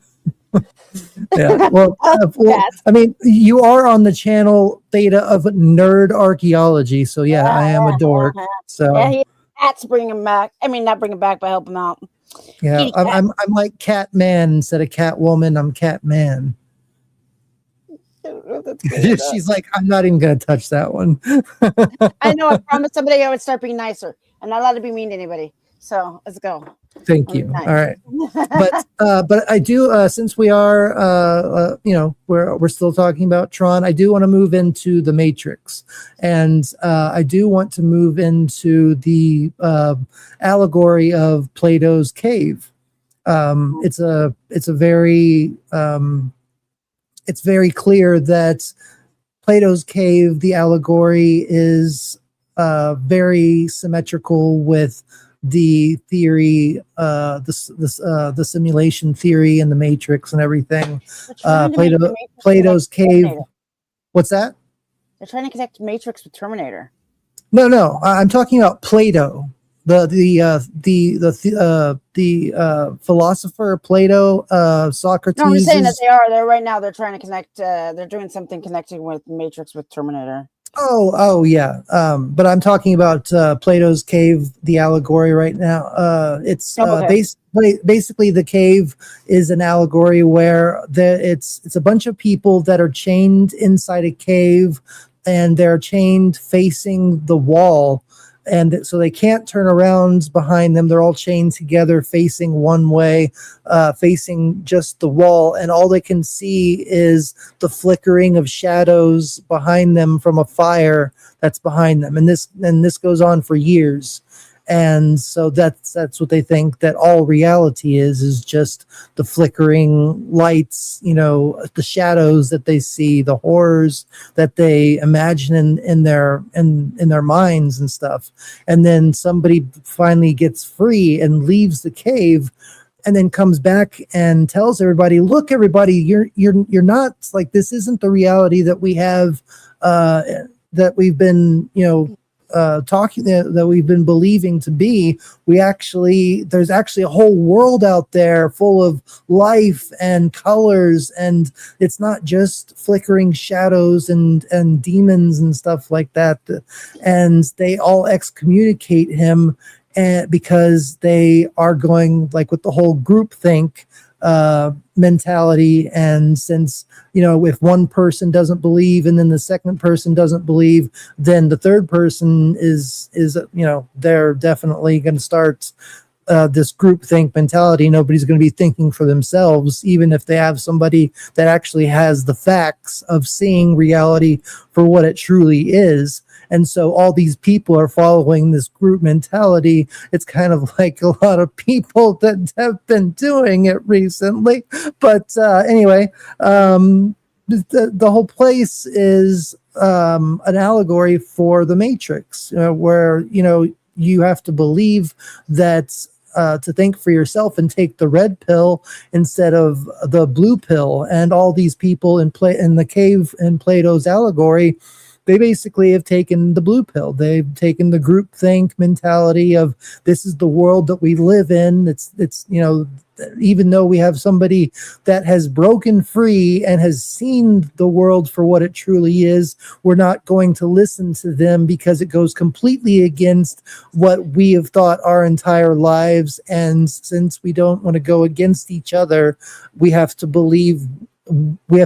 go with each other, because you can't think for yourself, apparently, and that's unfortunately that's how a lot of people are too, just in general. But that's why the Matrix is so popular, and was so popular, and such a breakthrough film, because it was really the first film to make you think about the world in that way, where you might not be really thinking about reality in terms of what it really is. Like, what you see may not be what's really there. Like, we only have what is it called? First person.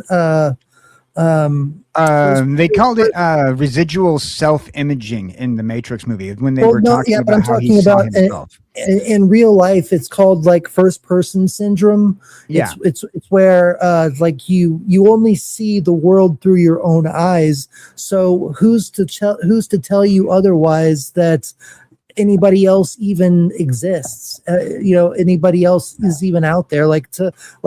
According to this theory, the first person syndrome, which is a very narcissistic way of looking at life too, but it's the theory that you are the only person that is real, and everybody else is just a figment of your imagination that you're creating. Like, basically, you're God. In this theory, like, you are creating everything around you. Like, if I were to be a believer in the first person theory, you all would just be a figment of my imagination that I am creating to be. Yeah, exactly. Main character syndrome. Character syndrome, first person complex. There's a lot of thought processes in that direction. But you're exactly right, Indirect Soda. I meant main character syndrome. Soulfism. Yeah, exactly. So there's a lot of people that are thinking like that as well. And this was the first movie to really make you think outside the box and think, what is real? Like, literally, I'm taking this directly from Morpheus, but what is real? How do you define real? If it's taste, smells, touches, and what you can hear, then all it is electrical impulses that are being adapted into your brain to make you feel certain things when you touch, smell, see, and hear all this stuff. So, well, that's also how science explains it, if you think about it, right? If you remember science class in school, pretty much it talks about how your brain is made up of different neurons and electrons that are attached to these hail nerds, hail cybertoxins, ghosts. These different kind of like fingers of areas of your brain, and those electrons touch these nerve centers of your brain. The nerve centers of your brain go and send the data. And I mean, when you think about it, taste chemicals buds. are really just different circuits that are being being passed through different veins or circuit ways, like dopamine being put into your bloodstream when you need it, adrenaline to keep you alive in certain situations. I mean, our bodies are just organic computers. Right. And from regarding like the Matrix and the idea of where Morpheus says, how do you know it's real? The whole reality is it real complex that we have in reality has been a universal thing historically since the dawn of time. How do I know that you're real? You see a lot of people who have nervous breakdowns. This woman on an airplane not too long ago had a nervous breakdown on an airplane, and she was like yelling about the person that was sat next to her. He's not real. He's not real. And, I saw that. I saw the exact clip you're talking about. Have these people out there who've historically, and I mean, I'm going back. How do I know that? I'll be back. Okay. See you in a little bit. Bye. That you have historically. And in 1999, when The Matrix came out, being one of probably the most referenced it changed pop my life. culture expressions of simulation theory, in a sense, this The Matrix poses the ultimate thought experiment, right? Exactly. What if everything we know and see, the sounds, the tastes, to quote Morpheus, the sounds, the feelings, everything we know of the physical world is actually a highly advanced machine generating digital illusion. Those electrical impulses to make you feel like you're actually having those engagements when you're just sitting there at a pile of goo.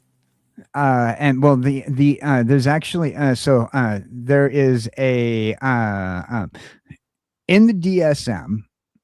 For those people who are familiar with the DSM, it's the DSM defines simulacra.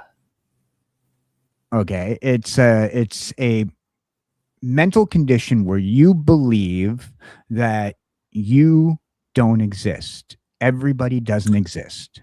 What you're experiencing, including yourself. Okay. Wow. And it goes down to different levels. It can be you don't believe that other people exist. You don't believe that you exist. Okay. So it varies. So it could just be that one person doesn't exist, or everybody. So it's on a scale, like. And a lot of people who suffer from simulacra. Rex is like, damn, that sounds kind of nice, to be honest. He kind of does. I'm with you there. A lot of people I'll take the red pill on that one, or blue pill.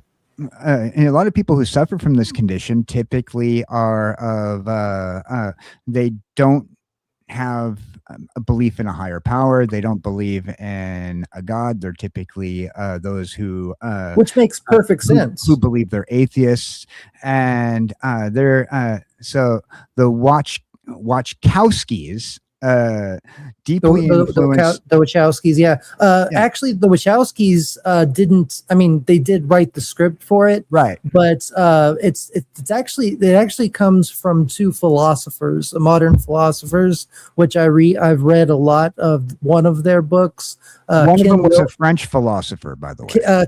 Ken Wilber is one of them, and he's actually on the commentary of the Matrix movies. If you buy like the Blu-ray, and then there's who is the other guy? The other guy was a Frenchman. He was actually he was the black guy that was in the movie. He was on the council in Zion. He actually had a line.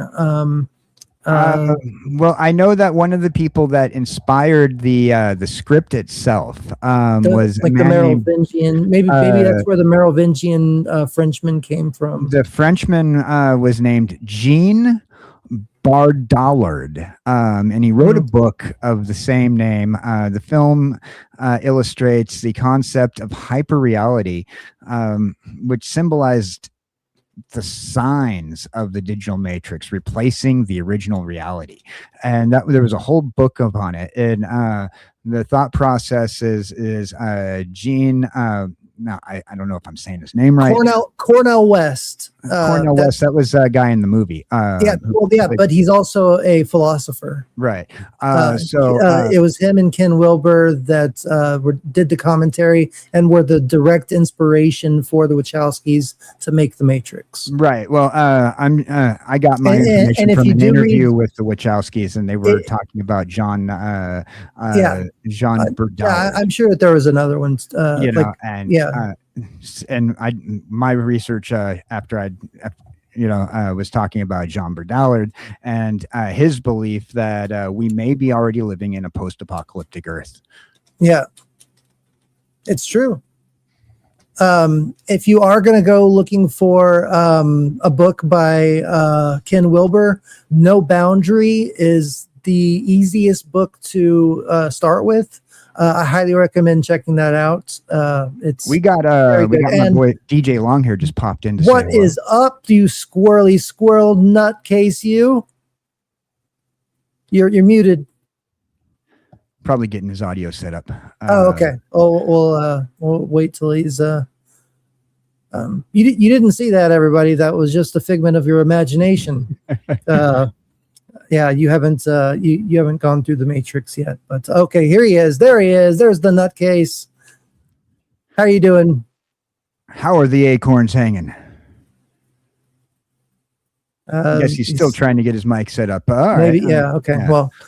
Well, let us know when you're there and you're ready to just speak up. There. Yeah. Oh, I thought that was him because you were doing a deep voice. I thought you were him. I'm not that sexy. Oh, hey. Hi. Hey, what's up, DJ Longhair? How you doing, you nutcase? You? Oh, what's up, bruh? Not much. Just talking about simulation theory and the Matrix. Just talking, just philosophizing here, and with Socrates simulation and Plato. And the Matrix. Exactly. Yeah. Sid Valdison thinks you might be a skin job. Ban him now. He's a skin job. He's taken over by the AI. He's a skin job. Right. Yeah, ban him now. Wouldn't be the first time. We don't. Well, I was going to make a naughty joke there, but I guess I shouldn't. I had one planned too, but it was kind of an overload. Well, it's so easy with a skin job being thrown out there at us. You just sometimes that skin job's just too easy to take, and you got to pass it up. DJ doesn't play black, so he's not a planeswalker, so we don't have to worry about that. Black. I play black. We talk about. Yeah. Well, I mean, like, that's it. I mean, we could also I love when it comes to the Matrix as well. I love the fact that they talk about in the Matrix Reloaded that ghosts, vampires, werewolves, any creature that you've ever heard of is just the Matrix assimilating some program and doing something they're not supposed to be doing. Isn't that fucking crazy? That's so cool to think about, like to actually think about it in terms of real life. Think about it. It's like today. Well, that's what I mean, though. It's so cool to think about, like, like instead of like thinking about it in terms of these creatures being real and being out there, instead being it's that you're in a program, you are being manipulated, and you are in this pod that's powering Machine City. And anytime you've ever seen a ghost or seen somebody being possessed or a vampire or something like that, it's all just the program that you're a part of assimilating another program that's doing something it's not supposed to be doing. And that's just such a cool thing to think about. I love the I don't know if y'all have ever gone like really into it like that, but there's this YouTube video that gets really deep into the philosophy of the Matrix. Philosophy Dude, of right, Jamie, how you doing? Matrix. Let me see if I can bring it up real quick. Oh yeah, there's the philosophy of the Matrix Squirrel? is a good one. What? Squirrel. Yeah. Well, it's actually just some guy that's he's in like an open mic night type of scenario. Like it's not like a great quality video, but like his entire presentation. It's like a 2-hour presentation on like the entire philosophy of all 3 Matrix movies and why they're all just like why they all complement each other. Like I know a lot of people have issues with the first one is the best one and the second and third one suck and stuff like that, but You I gotta go, guys. I'm gonna be on backs now. I gotta go. I'm gonna be on Okay. backs now. Be All safe. right. Take Be care. safe. You kind Oh, of respect the second and wait. third movie after seeing the fourth movie, though. Sorry. Oh well, yeah, but I mean that goes without saying. But the second and third movie, they are just as important, if not more important, than the first one. Yes, the first one blows your mind because you're not thinking about things in terms of that. But the second and third movie, I think, they don't get enough credits. Because I think a lot of people don't understand the symbolism and everything that goes underneath. Because it's not like the second movie has It's awesome philosophy, though. A playground lot of people fight don't scene. understand philosophy. That's true, but that's why I want people to go and check out this video because it's explained in such an intricate way that it helps you to understand it. I wish I could. There's so many videos and channels now that do nothing but Matrix explain type of content that it's hard to find this video anymore. But anyway, let's go ahead and keep going because like I was talking earlier, DJ Longhair about the similarities of Plato's cave allegory. I don't know if you've heard of that. To the Matrix. It's basically Plato's cave allegory is where a bunch of people are chained in a cave facing the wall, and all they can see is the flickering of the fire and the shadows on the walls in front of them. Like they're like inches away from the wall, and all they can see is the flickering of the shadows behind them from the flames. And so they think that that's all reality is just them sitting there.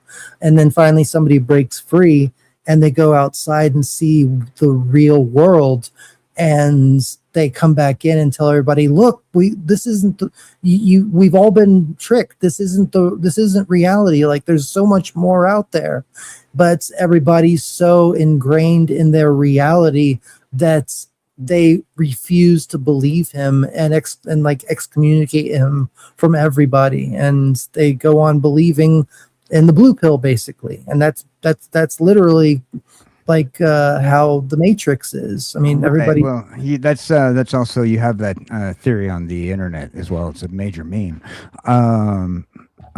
DJ, you were saying, you said something. Oh, I was about to, but you were on your thing. I didn't want to interrupt, and then no, go ahead. No, it was go. just funny because she left because I was going to make a crude joke. My drink happens to be a ultra black, which is a cherry, and I was going to make a reference into using my hand that you solved just recently while you were talking to knock it down because this thing tried to kill my foot. But anyways, long story short, I am the victor. I'm still drinking this one that tried to kill me. But yes, I was finger banging said can. So if you all together, you get the Don't point. finger bang your cans, everybody. Wait, what? No, that's fine. No, I'm saying it tried to kill me, so I got vengeance back. But that's how you knock down, like if you had a soda, and it fell, and you're like, oh, bummer. You throw it away or whatever, but you can save it. You tap it, and then you very slowly open it and let it release slowly. A nice sound. Valdison wants us to know that he disliked Neo becoming the Christ figure to sacrifice and save Zion. Why is that? I thought that, that was perfectly what it was leading up to. Without that final sacrifice, none of the other symbolism would have made sense. Anyway, while we're waiting for him to respond, because I honestly Sig Valdison, he just asked. That's the part that kind of wraps everything up. Wait. Okay, so let's just go back just a little bit here. So what exactly are you asking me? Because there's so much to digest in all of the matrices. Well, we're talking about things we're talking about hacker movies first of all, right? And since we've in the form of hacking your brain, though. Yeah, but we're specifically talking about the hacking of your brain and how machines might be, we might be in a simulation singularity, simulation theories, and leading up to the singularity that AI. Hey, what's up, real head case? Hope you're doing well. Rock on, man. The network has the ability. Will eventually have the ability to absorb all, including you. And if you were, we started with TRON, getting into to the grid or the matrix, and now we're at the matrix, where you are trying to escape this computer world. Yeah. Yeah, and Listen said responded. He says, "I just dislike using the Christ analogy. Disliked it in Aliens when Ripley did the Christ pose when she was sacrificed herself." Yeah, no. Well, I wasn't that in Christ Revelations. Jesus, forgive me. And searches near you. Christ, Revelation 6:12. I can see where you're coming from, Sig Valdison. Although you got to admit, it's while it may be easy fruit, not necessarily low-hanging fruit, but easy fruit to use. The imagery does strike up using the imagery of Sigourney Weaver putting her hands out like that, doing the cross pose and everything when she's sacrificing herself. The imagery speaks volumes. Was that in the third one? Or was that in the first one or second one? Aliens, I'm asking. Aliens was second one. So it was in Aliens that she did that pose. I don't remember that specifically, but as far as Neo, I think it was perfect. I thought.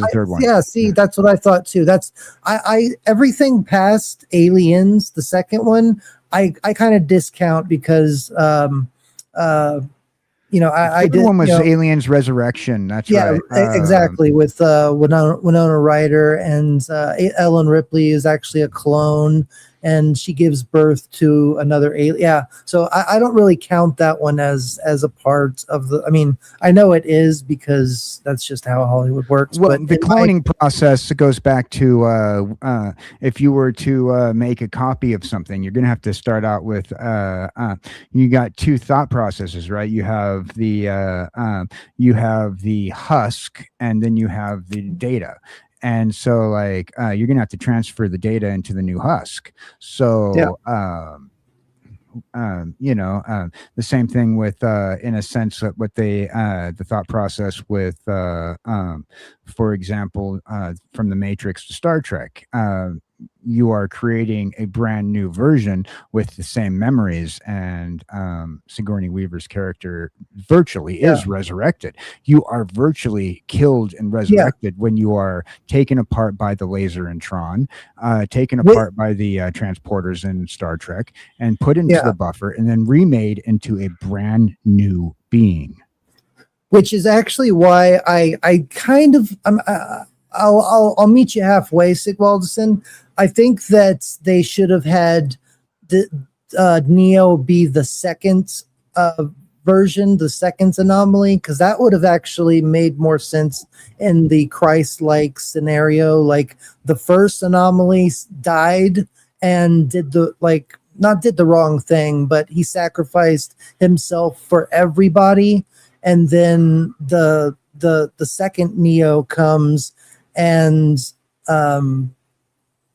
he frees everybody from and has a truce with with heaven and hell and stuff. And well, I guess that wouldn't really work, because I mean, Jesus isn't going to have a truce with Satan. Right, but see the difference is it's being looked at from a mortal lens. That's true.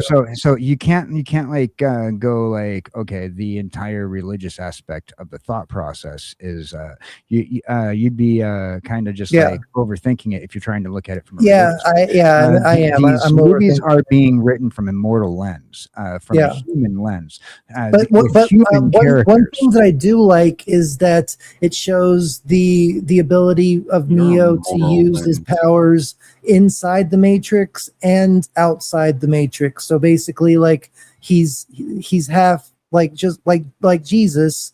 He's able to pop up another question. What? Well, there have been several simulations within the simulation that's also in a simulation that's a simulation. Oh yeah, they so go like we saw it. We saw that simulation and the other internal simulation Neos, right? And then so that means that he has the powers still from the other simulation, because he's probably in another simulation, right? Yes. Well, so are you saying that even outside, like in Zion, he's still inside another program? Well, they did hint to that. They did hint to that in the movies. Well, because it's been on repeat several times. Yeah, and the Neos had a different reaction each time. So. Oh no! That's just like I think you'll misunderstand those TV screens. Those are just every different every possible. Like because he's the architect, like he knows like everything. The architect knows everything. It's not that those actions have happened. It's just that those are all of the conclusions that the architect can see Neo reacting to his questions. You know what I see mean? where DJ's coming from. I see where DJ's coming from. It's been done before. No, it's because he's only the sixth. He's only the sixth version of the anomaly. So but what about the 0.00 whatever? Come on, dude. All right, so here's where DJ's coming from. I'm telling you. Hey, let me tell you. All right, so remember how we were talking about Tron and how like okay, so like an eternity can go by in a 10-minute time period because you've turned into digital numbers and zeros. And so like what would be 10 minutes to you in real life would probably be a year. What would be 20 years to Flynn's son was nearly 100 years for Flynn. Okay. Yeah, remember how we spoke? So imagine if every time you rebooted your computer, that would be a start all over in the simulation, not necessarily an upgrade in the simulation. Because when they're talking about the version 2.0, version 3.0, version whatever, that wouldn't imply there's been upgrades. That doesn't necessarily mean a reboot. Yeah, but the rules in the Matrix and the rules in Tron are different. like when they're in the Matrix, it's But shown oh god, time okay. runs the same way that it does in the real world. Well, Or as the you would quote- assume. quote no they I mean they've shown it. It's like they're actually on the computer watching him do what Well, he's what they're doing, watching is a real world representation of what happened in the Matrix, and they know exactly when to take him out. because they've seen it over and over again. Well, no, because no. they know that I he's wasn't at even the going there, but telephone. okay. You know what I mean? Okay, where were you going? Okay. So as you were saying, Dan, the different versions, correct? Now, doesn't necessarily mean upgrade. You're right, Theta. But what I'm saying is, he is version 6.0 or 6 point something. He's the seventh, I think, iteration. There's Well, there have been right. six. There's been 6 versions before him. Is what Yeah, the so he's architect supposedly says. number 7 or 6.5. which is a holy number, apparently. Oh, of course, because 7, right? No, what I'm saying though is this is the holy version, and of course he would be in the Matrix simulator and also the simulator that is the real life, and he was able to breach that in the other simulator, is what I'm saying, because we are watching the program, right? So we're watching. So you're the including 7th us edition. in So this, like us. well, us, yes, but into the simulation that is running said simulation that is running its own simulation, being the Matrix. Make sense? Not no. Okay, so I get it. He's okay. So what I'm saying is, so what I'm if saying we're- is that he is the holy number, so he was able to cross into the supposed real life simulation, so some of his powers carried over, if that makes sense. Yeah. Oh, okay. I do agree with that. Yeah. Like So he made the yeah. decision afterwards. And most of that was him instead tripping and of agreeing to do what the machines wanted him to do, right. he went through the other door, and therefore he became another version of the anomaly that they weren't expecting, which kind of, I guess,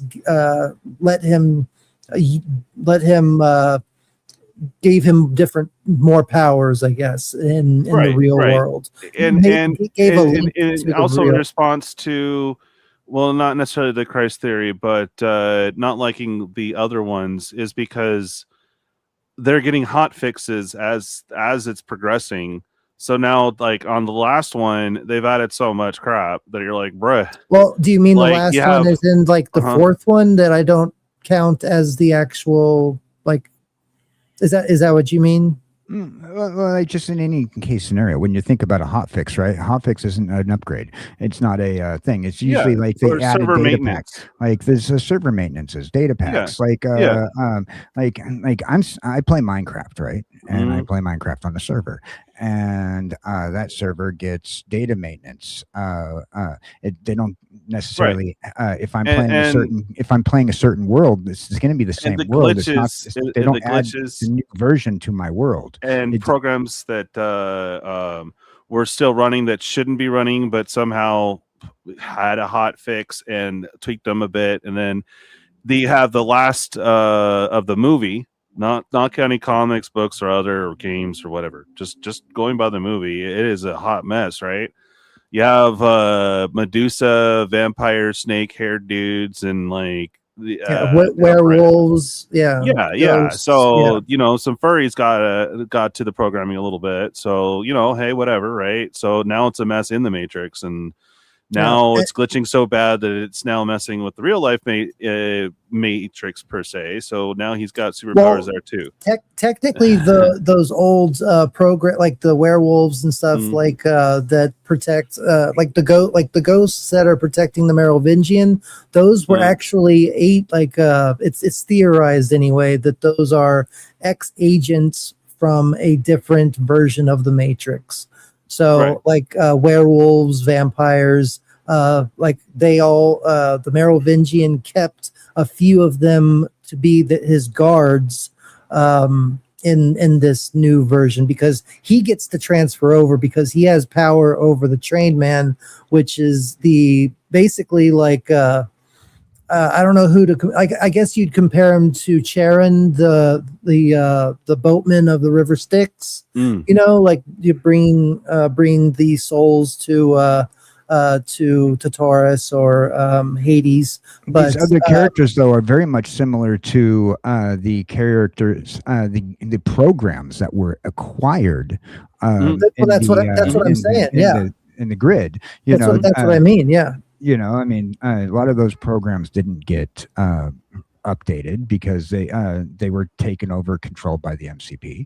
The Merovingian in this case, which is basically like the devil, right? So in that thought process, right, you got these particular characters who are set up as guardians. They're set up as blockades to prevent him from, as the real head case said, choosing something like love or something that that hasn't been. Well, that's what he said. He even said, he even said it out loud. That seventh iteration Neo was different because his motivation was, instead of love for humanity as a whole, his love was for a single person. But he directly loves Trinity so much. Right. But these programs were designed to prevent that, and so like every time they did a reboot, like and it explains like the Black Cat scenario with Deja Vu. Oh God!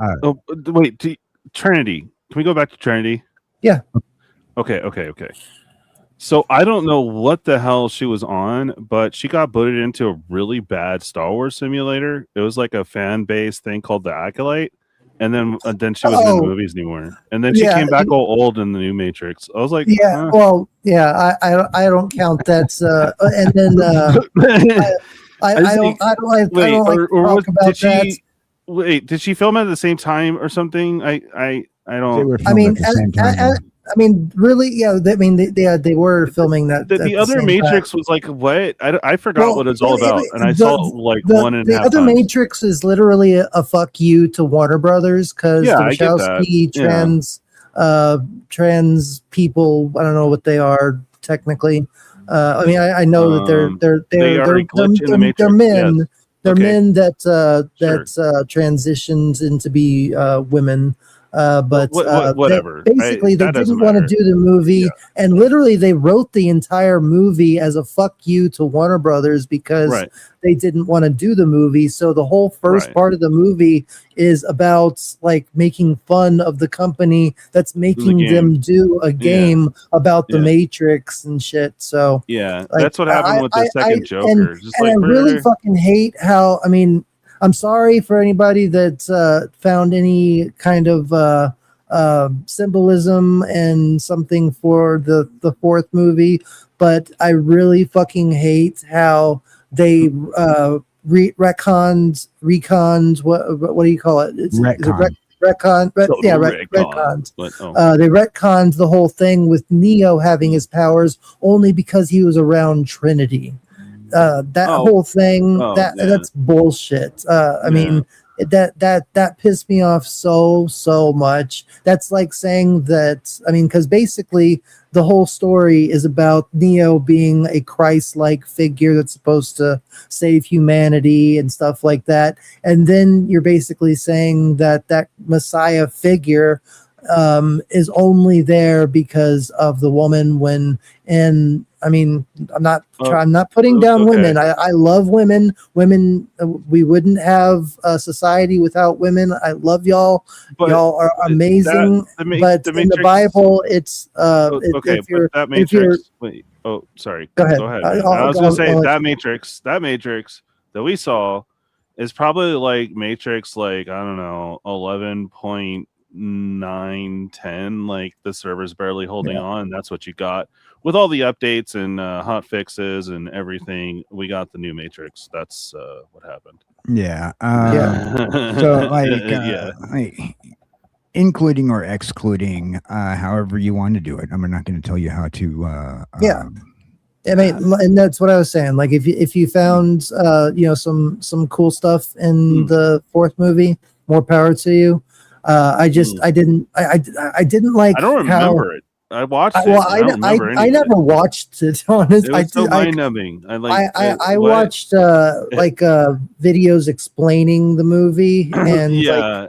I was picking so out genius. certain Like, parts. okay, I watched the same movie And you did. How'd you get even there? Agent Smith is yeah. played by a different person, and Mhm. that makes no sense in itself. And the architect was taken over by the analyst, they called him, which is Neil Patrick Harris, which is a big gay, pride, gay pride, supporter, which I don't have anything against Neil Patrick Harris. He's an amazing magician, which I'm a magician as well. So I love Neil Patrick Harris. I thought he was, funny on Dookie Howser back in the day. I thought he was good in How I Met Your Mother as Barney.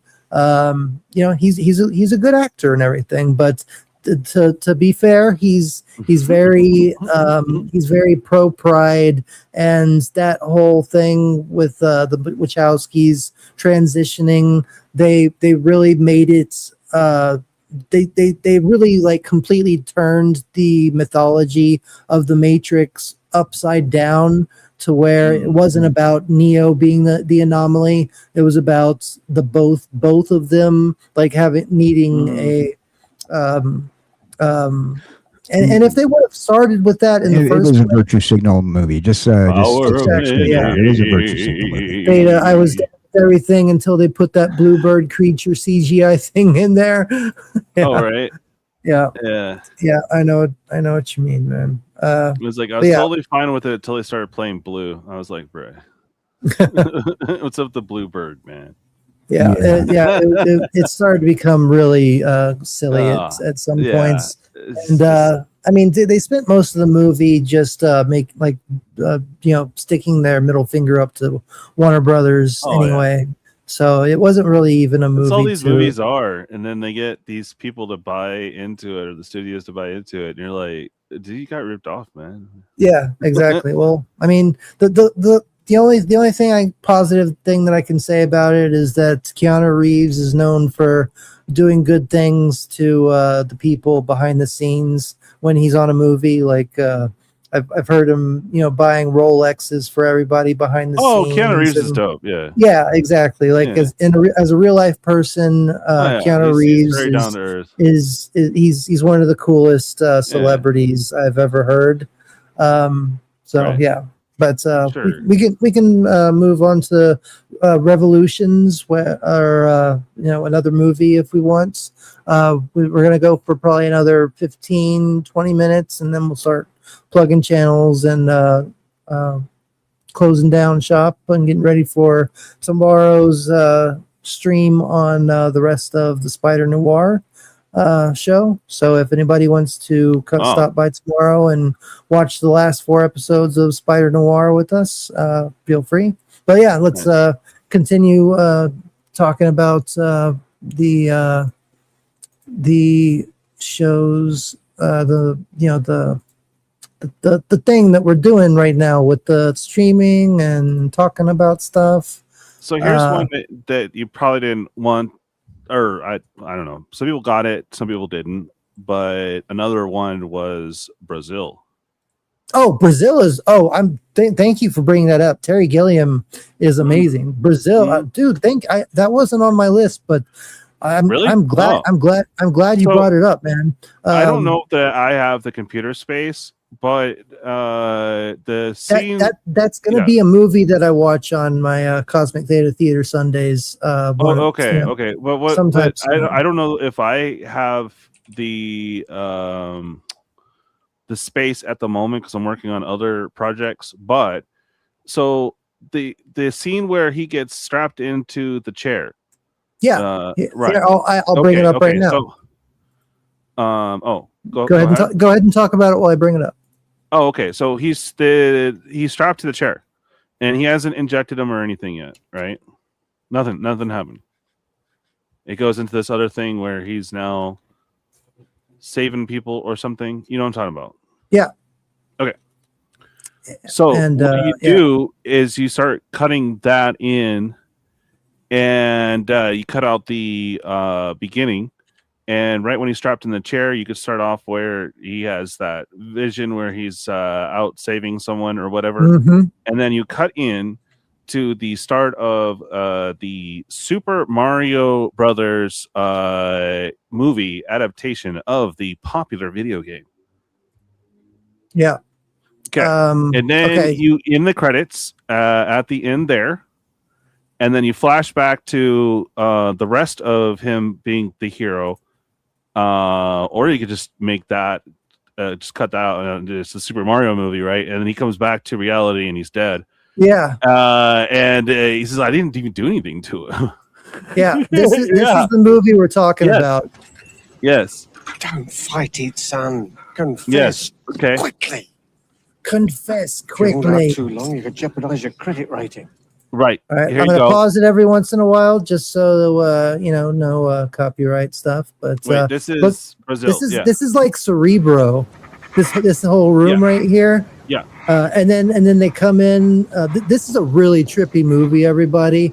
If y'all haven't seen it, look at this. Look at the mask that they wear. These are doctors in this movie. Yeah. Okay, so get to where he's talking to him in the chair.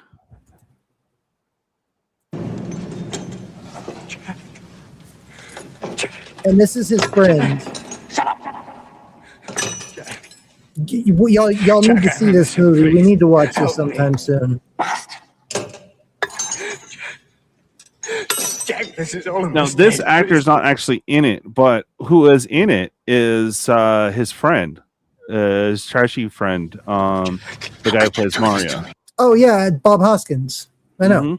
Yeah, Bob Hoskins and Robert De Niro are both in this movie. Yeah. And Robert De Niro. Was he in How it? do you think I feel? Yeah, Robert He De was in Niro Mario plays. Brothers. Well, no, Robert De Niro wasn't in Mario Brothers. No. It was Bob just Bob Hoskins. Hoskins. Bob Hoskins had a small part, only a Bob small Hoskins, part in yeah. this movie. Right. He was in this movie as well.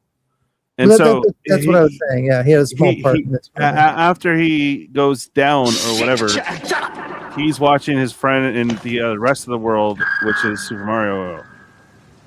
This is a professional relationship. This is a professional relationship. And he passes out, and then Oh, maybe that should be fast forwarded through. I've gotten.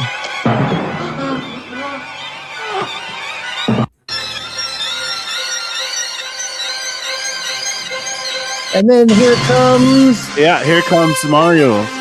No, Right. this is Robert Downey, not Robert Downey Jr. Okay. Robert De Niro. Fucking Robert De Niro. Call me Harry. Call me Harry. Yeah. These old movies, you gotta appreciate the cheese ball music in the background. This movie is so cool, everybody. We really It's have very to weird. watch it. It's very crazy. So- It's very abstract. This is one of his dreams, though. Yes. And this isn't even the setup, but anyway. Well, no, this isn't one of his dreams. Like the dreams is when he has that angel looking. The And angel outfit. That, No, this Yeah. is towards the end. yeah, but This is one of his dreams while he's strapped into the chair. I guess that's up for grabs as far. No, as it is. We'll have It is, to 'cause he rewatch didn't it say. on- Remember, you keep watching, and it goes to the ending, and then he's like, "That's weird. I didn't even do anything to him yet." Well, that means we have to watch this on Cosmic. Yeah, Theater. we're gonna have Yeah, to watch yeah. this sometime. But But it's anyway, so the reason why I definitely brought that a up great is movie. you cut in the Super Mario movie into that because in that world it's all pipes and stuff, so it kind of works. So like this is his other flashback while having the flashback that he's being saved. You Yeah. know what I'm saying? Yeah. So you can interject it and like chop it up a little bit, and then it comes Exactly. back and I didn't even do anything to him, and it'll be like yeah. 4 hour long, but trust me, it'll work. That we could definitely do that. I think that'd be a funny clip that to play like on here, and just something short and Oh no, Make a 2-hour long fan edit. well, but no, I mean, it'd be like 4 hours in all, wouldn't it? Like how long is but- Brazil? Can you look it up? Well, Brazil is about 2 hours and 20 minutes, I think. Right, and we're talking about the 2 long. hour and 20-minute mark, or the 2 hours and the last 10 minute minutes runtime. Yeah. Yeah, 22 and minutes, that's when he straps into the chair, and you flash in without the credits, and you can cut some stuff out. But See, the but Super Mario movie. At the very end, he goes out in the streets after he's gotten away from those people, and he sees and he sees Harry, Robert De Niro again, in just plain clothes, not plain clothes, but like with the jacket on, and hiding. But it also depends on which movie you have, because you have all that and then the ending. True. Yeah. Well, that's what I'm getting at, is that at the end is that part of the dream? I mean, because then you could say the whole movie is a dream. But there's parts of the movie that would turn into a fever dream of Super Mario. Yeah, I was looking and then you flash back into that. Yeah. So the fan theory for that movie is you don't know what's reality. Exactly. It's debated which actual part of that movie is reality. Is reality, not. I mean, the whole thing could possibly be exactly, but you definitely know that there are parts that are in his dream, because they are done in the dream-like sequence. Like they have the fuzzy corners on the side, and you see angels in the clouds. And the fan theories that I'm looking at right now, I've Googled the fan theories for Brazil, and the question is this a movie of dreams within dreams? That's a good analogy. So there. And then your world within worlds, the reprogram cheap get out of that sucked. We can retcon it. Now we can go to universes beyond, or universes within your mom, the portal from hell. Universes within your mom.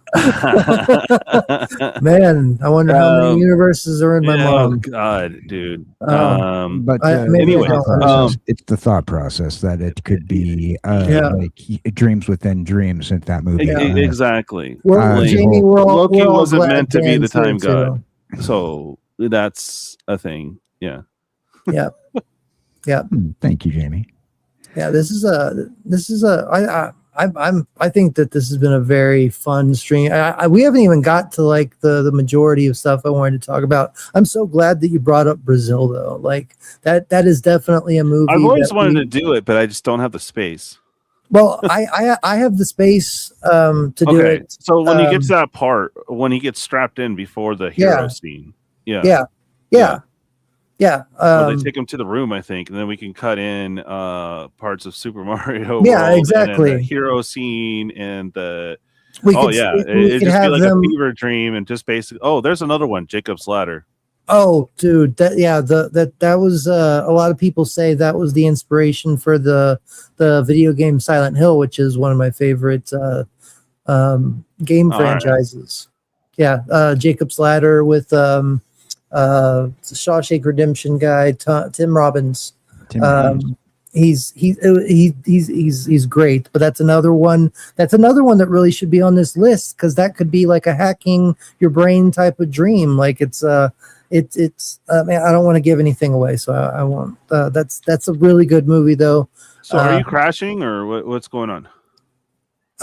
We will in about 25 minutes. We do like a 3-hour stream.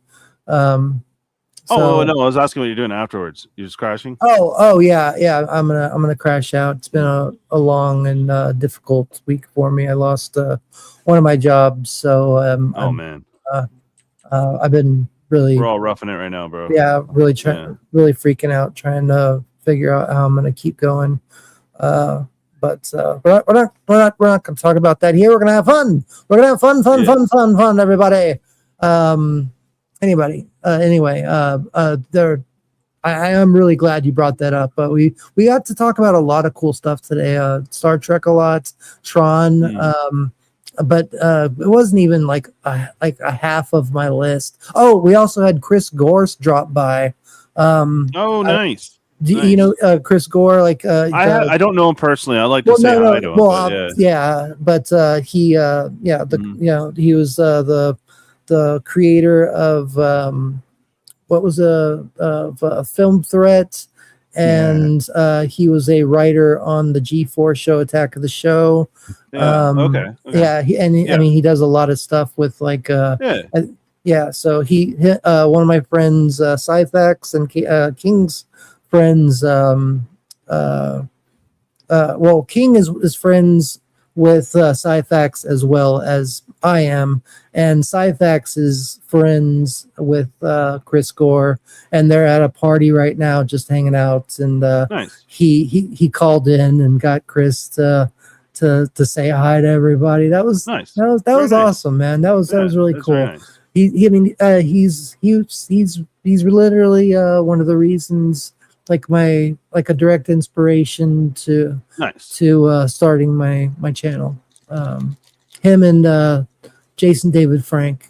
I still need to do like a tribute video to Jason David Frank, but I want to put like my heart and soul into it, and like not just half-ass it. So, but another movie that I want to talk about before we close it out is Johnny Mnemonic. It might not be the best written movie, but it is a movie with hacking of your brain, and it has Keanu Reeves in it, so we can go directly from The Matrix to Johnny Mnemonic. Have y'all seen Johnny Mnemonic? God, it's been forever.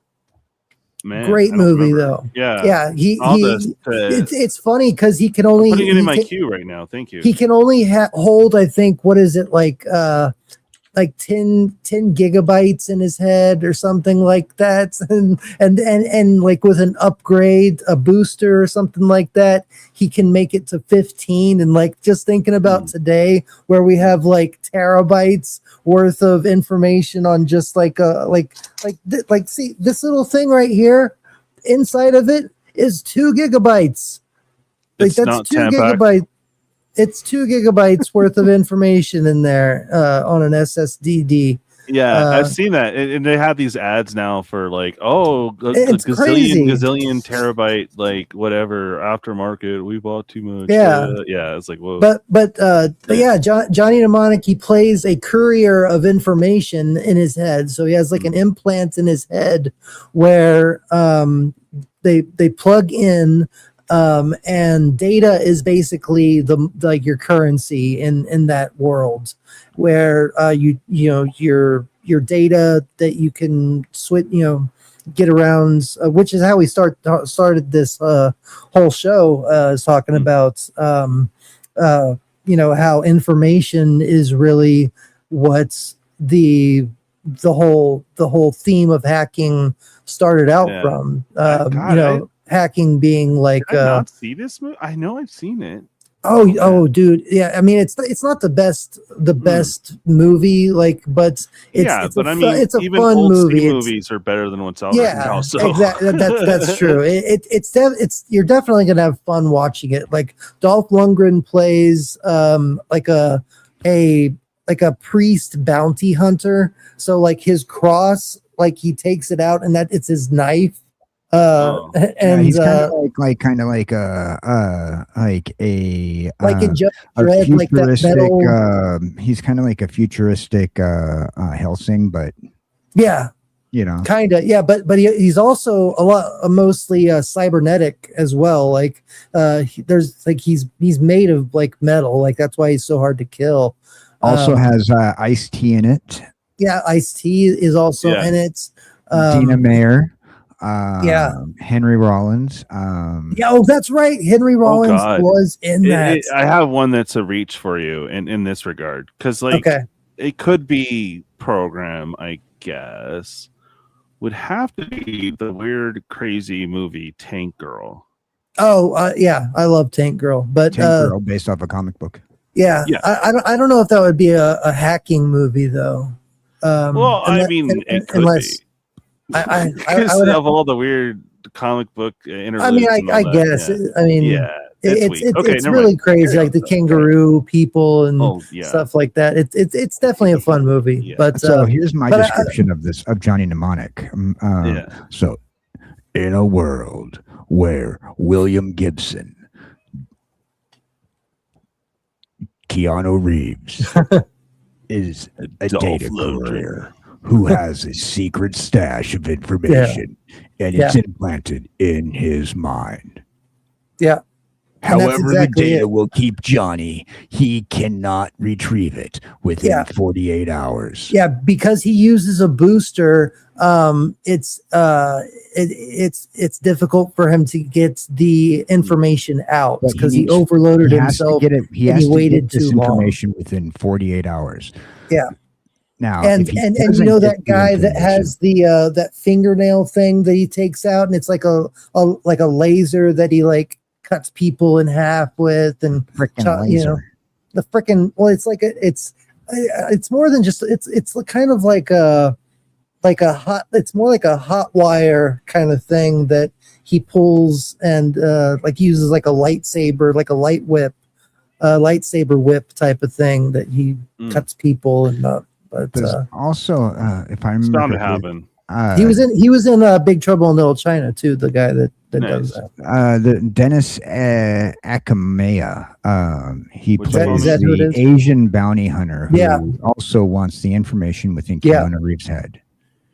Yeah, he's very fun movie. Like it, like I said, it's not the best written, best cinematography, but you're gonna have fun watching it regardless. It's one of those type of movies. But yeah, exactly. He's a courier of information, and I believe they have information that will take over the nuclear, like the nuclear codes that are still active and stuff like that. And then at the very end, they have a dolphin that is hooked up to their computer because the dolphin is the smartest. Back then, they still believe that the dolphin was the smartest animal on the earth, which I do believe that's been disproven now. They're just the horniest, I think. But it happens. What, you can't be intelligent to be horny? Come on. No, I'm just saying that if they can't be the most intelligent, at least they can be the horniest. That's something they can go down in the Guinness Book of World Records for. I don't know about any of that, but I'm pretty intelligent. Isn't that right, Jamie? Oh yeah. Hey, Jamie, I'd say so. Yeah. Sorry. I lost my attention span. I was thinking about Jamie over there. I was just like in Keanu world. Hey, you leave Jamie alone. That's my girl. Oh, what? I wasn't going there. Hey, I got 2 megabytes of data right here in this jar. You want to download, Jamie? Oh, I don't want to download. You want you got a plug that you want to curry some information. It's not about the size of the thumb drive. Just want you to know that. Do you got a USB-C, or are you rocking the original USB? Anyway, I got a 5-inch floppy over here. Oh. I got a 5-inch floppy over here. You want to make it a hard drive? That's right. I got 2 inches of fury. I'm sorry, everybody. Just be careful. We might be going reel-to-reel data here. Oh, yeah. Oh, wow. Yeah, but this is a very fun movie. You can now watch it on Betamax. Definitely go check it out. Great movie. The Real Head Case. Great movie. Definitely, yeah. I think they did a TV series based off of it too for Sci-Fi Channel. Did they? I might have missed. I probably missed that one. I could be wrong. I think they did a TV series on Sci-Fi Channel. Only lasted one season. I know they did a TV series on Total Recall, and it was crap. Movie. It was awful. Yeah. The remake with Colin Farrell. Yeah, and don't get me started on remakes, man. But let's actually end on a good note here. But I do want to talk about hackers. Also a good include to when he's first like right Arnold back down. Arnold, yeah. That was because when they first put him under, it started off with the you take out the credits and everything, but the Super Mario movie. And then he cut back to him just like oh man. Oh man. Okay. But Sorry. yeah, no, don't worry about it, man. Yeah, but my favorite hacking movie, even though it doesn't go into the philosophical or anything. We've talked about it on the other channel. Hackers is one of my favorite hacking movies of all times. Angelina Jolie, Johnny Lee Miller. It was like in 1996. No. The movie 2000 or something. Oh, 2001: A Space Odyssey. No. Oh, he's a space, or he's a Strange data. Days? Huh? Strange Days. Yes. That's one of them. Yeah. That's another one we can talk about too. For memories. Yeah. And which is funny because it's not funny, but it's he's a memory junkie. Yeah, he's a memory junkie, and it's like a crime thriller, and there's also like a racial part of it. That's the cops. I mean, I don't want to give everything away, but it's a great movie. Go check out Strange Days. It's a great movie that we were talking about on the other channel, and it actually goes along with this whole talking about hacking your brain and type of stuff like that. So yeah, that as well, and what was like that I said, one where it was Dark City? Oh, thank you. Thank you. Dark City is you read my mind. Yeah.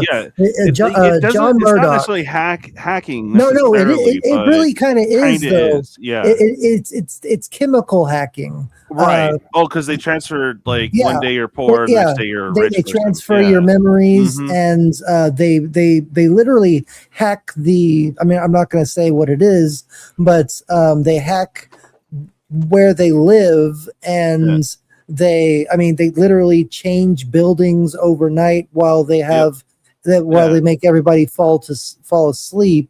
Yep. And I have another theory that Dark City and the Matrix are in the same universe. But we can get into that another time. I need to do a whole video on that. Okay. But that's another very good movie to talk about. John Murdoch.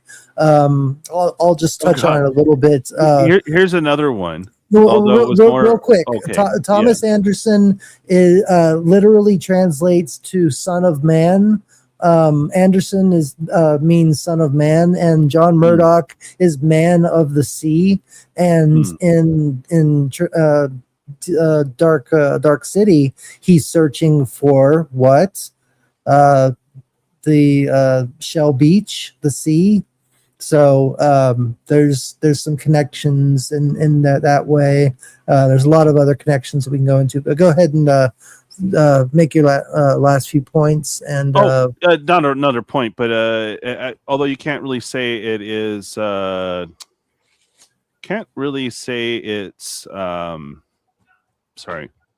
that's all right. Really programming or hacking, but Sucker Punch.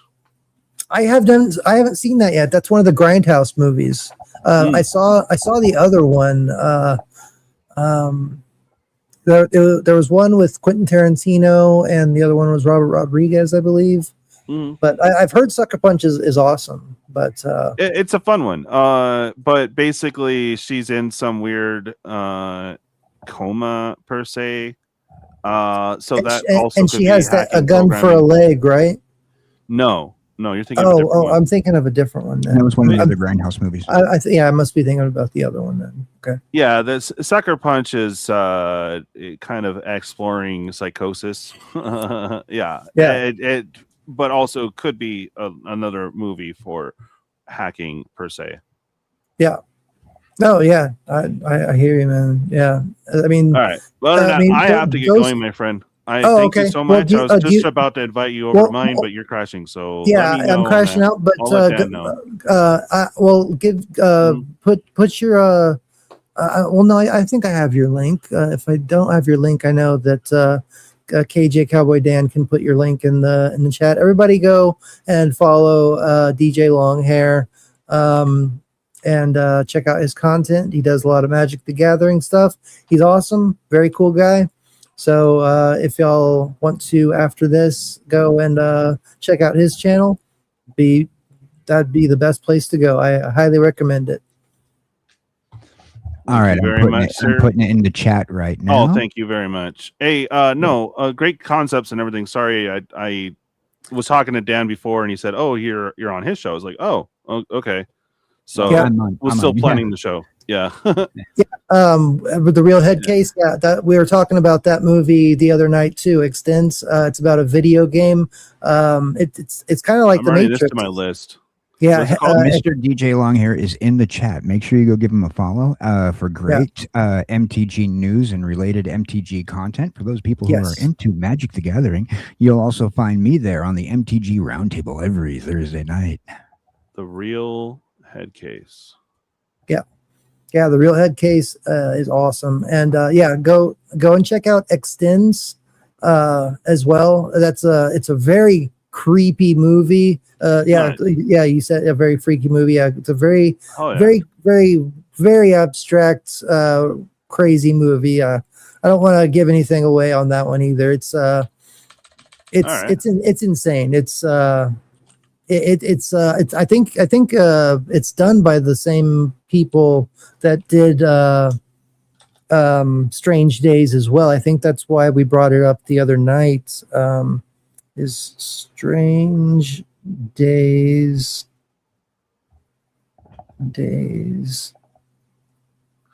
damn it, I hate Days. All right, well, Dan, hit me up. I'll chat at you my concept. Shoot me the link or whatever, or I'll hit you up right after the show. Okay. All right. Have a good night. Thank you for stopping by. Yeah, for sure. Thank you so much, and have a good one. Yeah, hopefully I'll see some of y'all on over there in a little bit. I'm trying to figure out a show here real quick, so I'll see you guys. I hear you, man. Have a good night. Wait.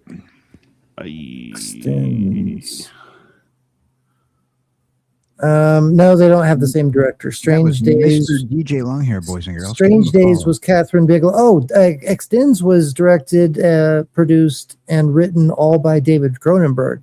That's why it was brought up, because Cronenberg. If you've ever watched any Cronenberg movies, that's a trip in itself. I always mix these up, but it's Videodrome that has the. Who's the voice of Hades in the a Hercules movie? He has a very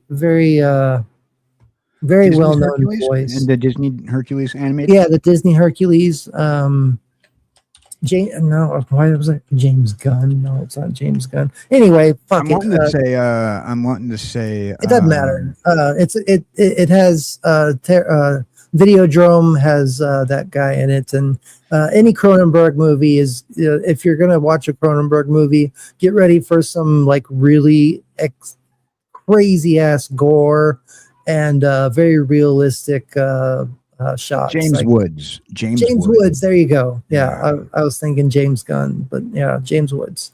Go check it out. The Real Head Case Extends is awesome. It's a great movie about a video game. They get a group of people to try out their new video game that's like the Matrix, but they plug into it. It's like a VR thing, but I won't tell you about it. I won't tell you all about it. But thank you. Hey, Kevin, Theme Park Adventure. I hope you're doing well. Thank you for stopping by and supporting the channel. You are welcome here always. Thank you for stopping by. And everybody go and check out DJ Longhair's channel. Really miss the G4 era. I do too. I miss the 90s in general. I mean, we had it too damn good. We didn't know what we had. Dionysus, Guten Morgen, Kindergarten. Thank you so much. It's not a tumor. Thank you everybody for being here. Y'all are awesome. But we are going to close up shop. And I guess that's the last one I wanted to say. I was going to talk about what was I going to talk about last? Oh, we already talked about that. The Men Who Stare at Goats. We already talked about that. We talked about. You wanted to end with Angelina Jolie being hot in the movie Hacker. No, I want to end with Amy Jo Johnson being hot. But the entire world will end with Amy Jo Johnson being hot. well, I mean, the Pink Ranger, that kind of heat will burn up our atmosphere. well, I guess we're on the final. I think that's the last movie that has to do with the philosophical simulation theory type of thing, and I'll go ahead and let you go ahead and plug your adventures coming up. What's going on with you, DJ Play Night or KJ Cowboy Dan? Sorry, called you by the Same wrong name. industry, wrong title. Yeah, DJ's in there somewhere though. Oh, yeah. You'll be able to find me in a world where heads are in a jar and time is inconsequential. I'm KJ Cowboy Dan, and I will be joining Mr. DJ Longhair in a few short moments on his channel. Find him in the chat. I posted his link there. Don't forget to give me a follow at my page on YouTube, KJ Cowboy Dan, and KJ Cowboy Dan on all socials, where you can find out more about what's the goings on and everything that's coming up. And don't forget to give my co-host on the other show, Cowboys and Kings, a follow, the one and only King Style. Show him some love. Let's get him to 50 so he can start streaming our show to his channel as well. That's right. Yeah. We are trying to build up our network. We are trying to boost things up for Theta. We are trying to make sure that we got some good content coming your way, and we are planning a few events. We're planning some new shows, and we have something awesome in store for you next week here on Theta's channel for the Nerd Archaeologist. I'm KJ Cowboy Dan. Join me on Fridays for Cowboys and Kings with King Style, and I had a good night tonight, and we had a wild night tonight, from technical difficulties to special guest appearances. It was one incredible night. Awesome, man. Well, as for me, we do have a lot of cool stuff coming up, and if you wouldn't mind looking around, there is definitely some stuff in the description that you might want to look at. I showed off some of my merch in my Teespring store earlier, and I got it all nice and prettied up for everybody. So if y'all want to take a gander at that, it's got some new merch coming as well in the next week. So keep an eye out for that. And yeah, Teespring, Fourth Wall is going to be another store that I'm going to be opening up, so I can make my posters and sell them on eBay for my Muddy Steps poem that I wrote.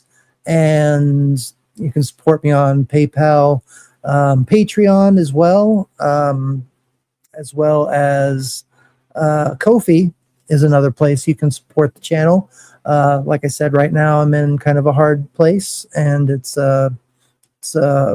hopefully we can get through it, and I won't have to worry about asking for any help anymore. Last week I was so excited because I didn't have to worry about anything, related to getting YouTube money or anything. It's always nice to get a little bit of money coming from YouTube, but now I'm in a situation where I got to find another third job to pay all the bills. So if y'all wouldn't mind thinking about becoming a member at the second highest level or the highest level, because those memberships are going to get a ticket into getting Soundwave. I have an extra Soundwave figure that is still has the box, it still has everything that came with it. It's basically brand new. It was just posed and played with for a few years, but it's perfect condition. It's great, and there's a few other Transformers that will go in the raffle as well. So if y'all want to be a part of that raffle, we're going to do that, I think, probably on my birthday. That'll be in August. So if y'all want to be a part of that, and you like Soundwave, become a member at the I believe it's the Ethereal Grid Warrior level or Legend of the Grid level. Either way, it helps me to support the channel, but all the support that I really want is just for y'all to be entertained. Hopefully y'all are entertained, that I don't have to play the "Are you not entertained?" Clip, which I don't have anyway. So well, remember also one more thing. If you guys, if you can't afford to join the memberships or give donations, make sure that you share the show out. Let your friends know that you're watching. If word of mouth helps Theta grow, and eventually we won't have to worry about having to do things like asking for help supporting the show, because exactly, nothing makes me feel worse than having to ask for help. And while jobs are temporary, the ability for us to stream on YouTube only goes as far as YouTube allows us to go, and also the streaming services that we use to make sure it's possible. So, I mean, you don't have to donate, but you just definitely let your friends know. Share out the show to your social medias, and that'll help Theta get one step further every day. Yes, and I'm also leaving this with y'all as well. Please leave a comment after the show is over with 8 words or more. That really helps. After the stream is over, just wait like a minute or two for the video to process, and then just leave a comment after it's processed, and it's up on the YouTube show, on the searchable YouTube analytics, and leave a comment. It helps the channel grow, gets more people in here, gets new people in here to show their support, see if they like it, see if they want to support, keep the show running, keep food on the table, keep me fed, and all that stuff. And I hope that you had a good time tonight. I know I did. We had a great lot of great conversations and stuff. So when it comes down to the final thesis of things, the history of hacking is not only the story of computers, it's the story of knowledge. It's a search of searching for knowledge, whether it be knowledge that helps us out, like Prometheus getting fire, and having new technology like that to help us in our ways and keep us fed, and all the stuff that fire does for us, or if it's the forbidden fruit kind of knowledge of suffering and heartache and hard times and stuff like that. It's all about the search for knowledge. That's what hacking really started out with, and that's where it will always be. I think it really will be, and always is going to be, the final frontier, because it's always going to be in our minds, whether we are thinking of our own universes, or if we're trapped in somebody else's universes. We are always searching for that knowledge, that little extra step of knowing. We're always going to be wanting to know more, and the more you know, the better things can get sometimes, or sometimes the worst things can get, just depending on what that knowledge entails. So thank you, everybody. Tonight we hacked a lot of different stuff. We hacked our brains. Did you come away with a blue pill or a red pill? Leave it in the comments. Did you enjoy thinking about things outside the box in the sense that we were talking about them? Have you ever thought about them before? Do you like thinking about that kind of stuff? Because it's the thing that kind of keeps me going. I love thinking about theories and lore and the philosophy and psychology behind storytelling. And everybody, I hope that y'all have a great time. Please check out my Teespring store. Please check out anything else that I have coming out. I have my Discord all set up as well. So members at even the lowest level gets a invite to the Discord, where you can be a part of one-on-one conversations, just chatting and sending memes and just having fun in there and stuff. So you get a lot of Bible verses, a lot of prayers. The more you know, I like to put out tidbits of factual, like trivial information that you might not know, but it's kind of fun to learn. So I've always been a fan of that. So I wanted to put that in there. So everybody, now that we're trying to hack our consciousness itself, the greatest mystery isn't hidden in Area 51. It isn't buried in government servers. It isn't in the Matrix. It isn't on Mars. It is the 3 pounds. It is through 3 pound of matter sitting behind your eyes. It's the final frontier. It may not be space, but it is the human mind, and it's right there with us all the time. So we've spent 3 hours talking about people hacking machines and hacking our brains, but maybe the real question isn't whether we can hack reality, but maybe it's whether reality has already hacked us. So the soul of storytelling is out there, buried beneath all the noise. So let's preserve the lore. Everybody, have a great night. End of line.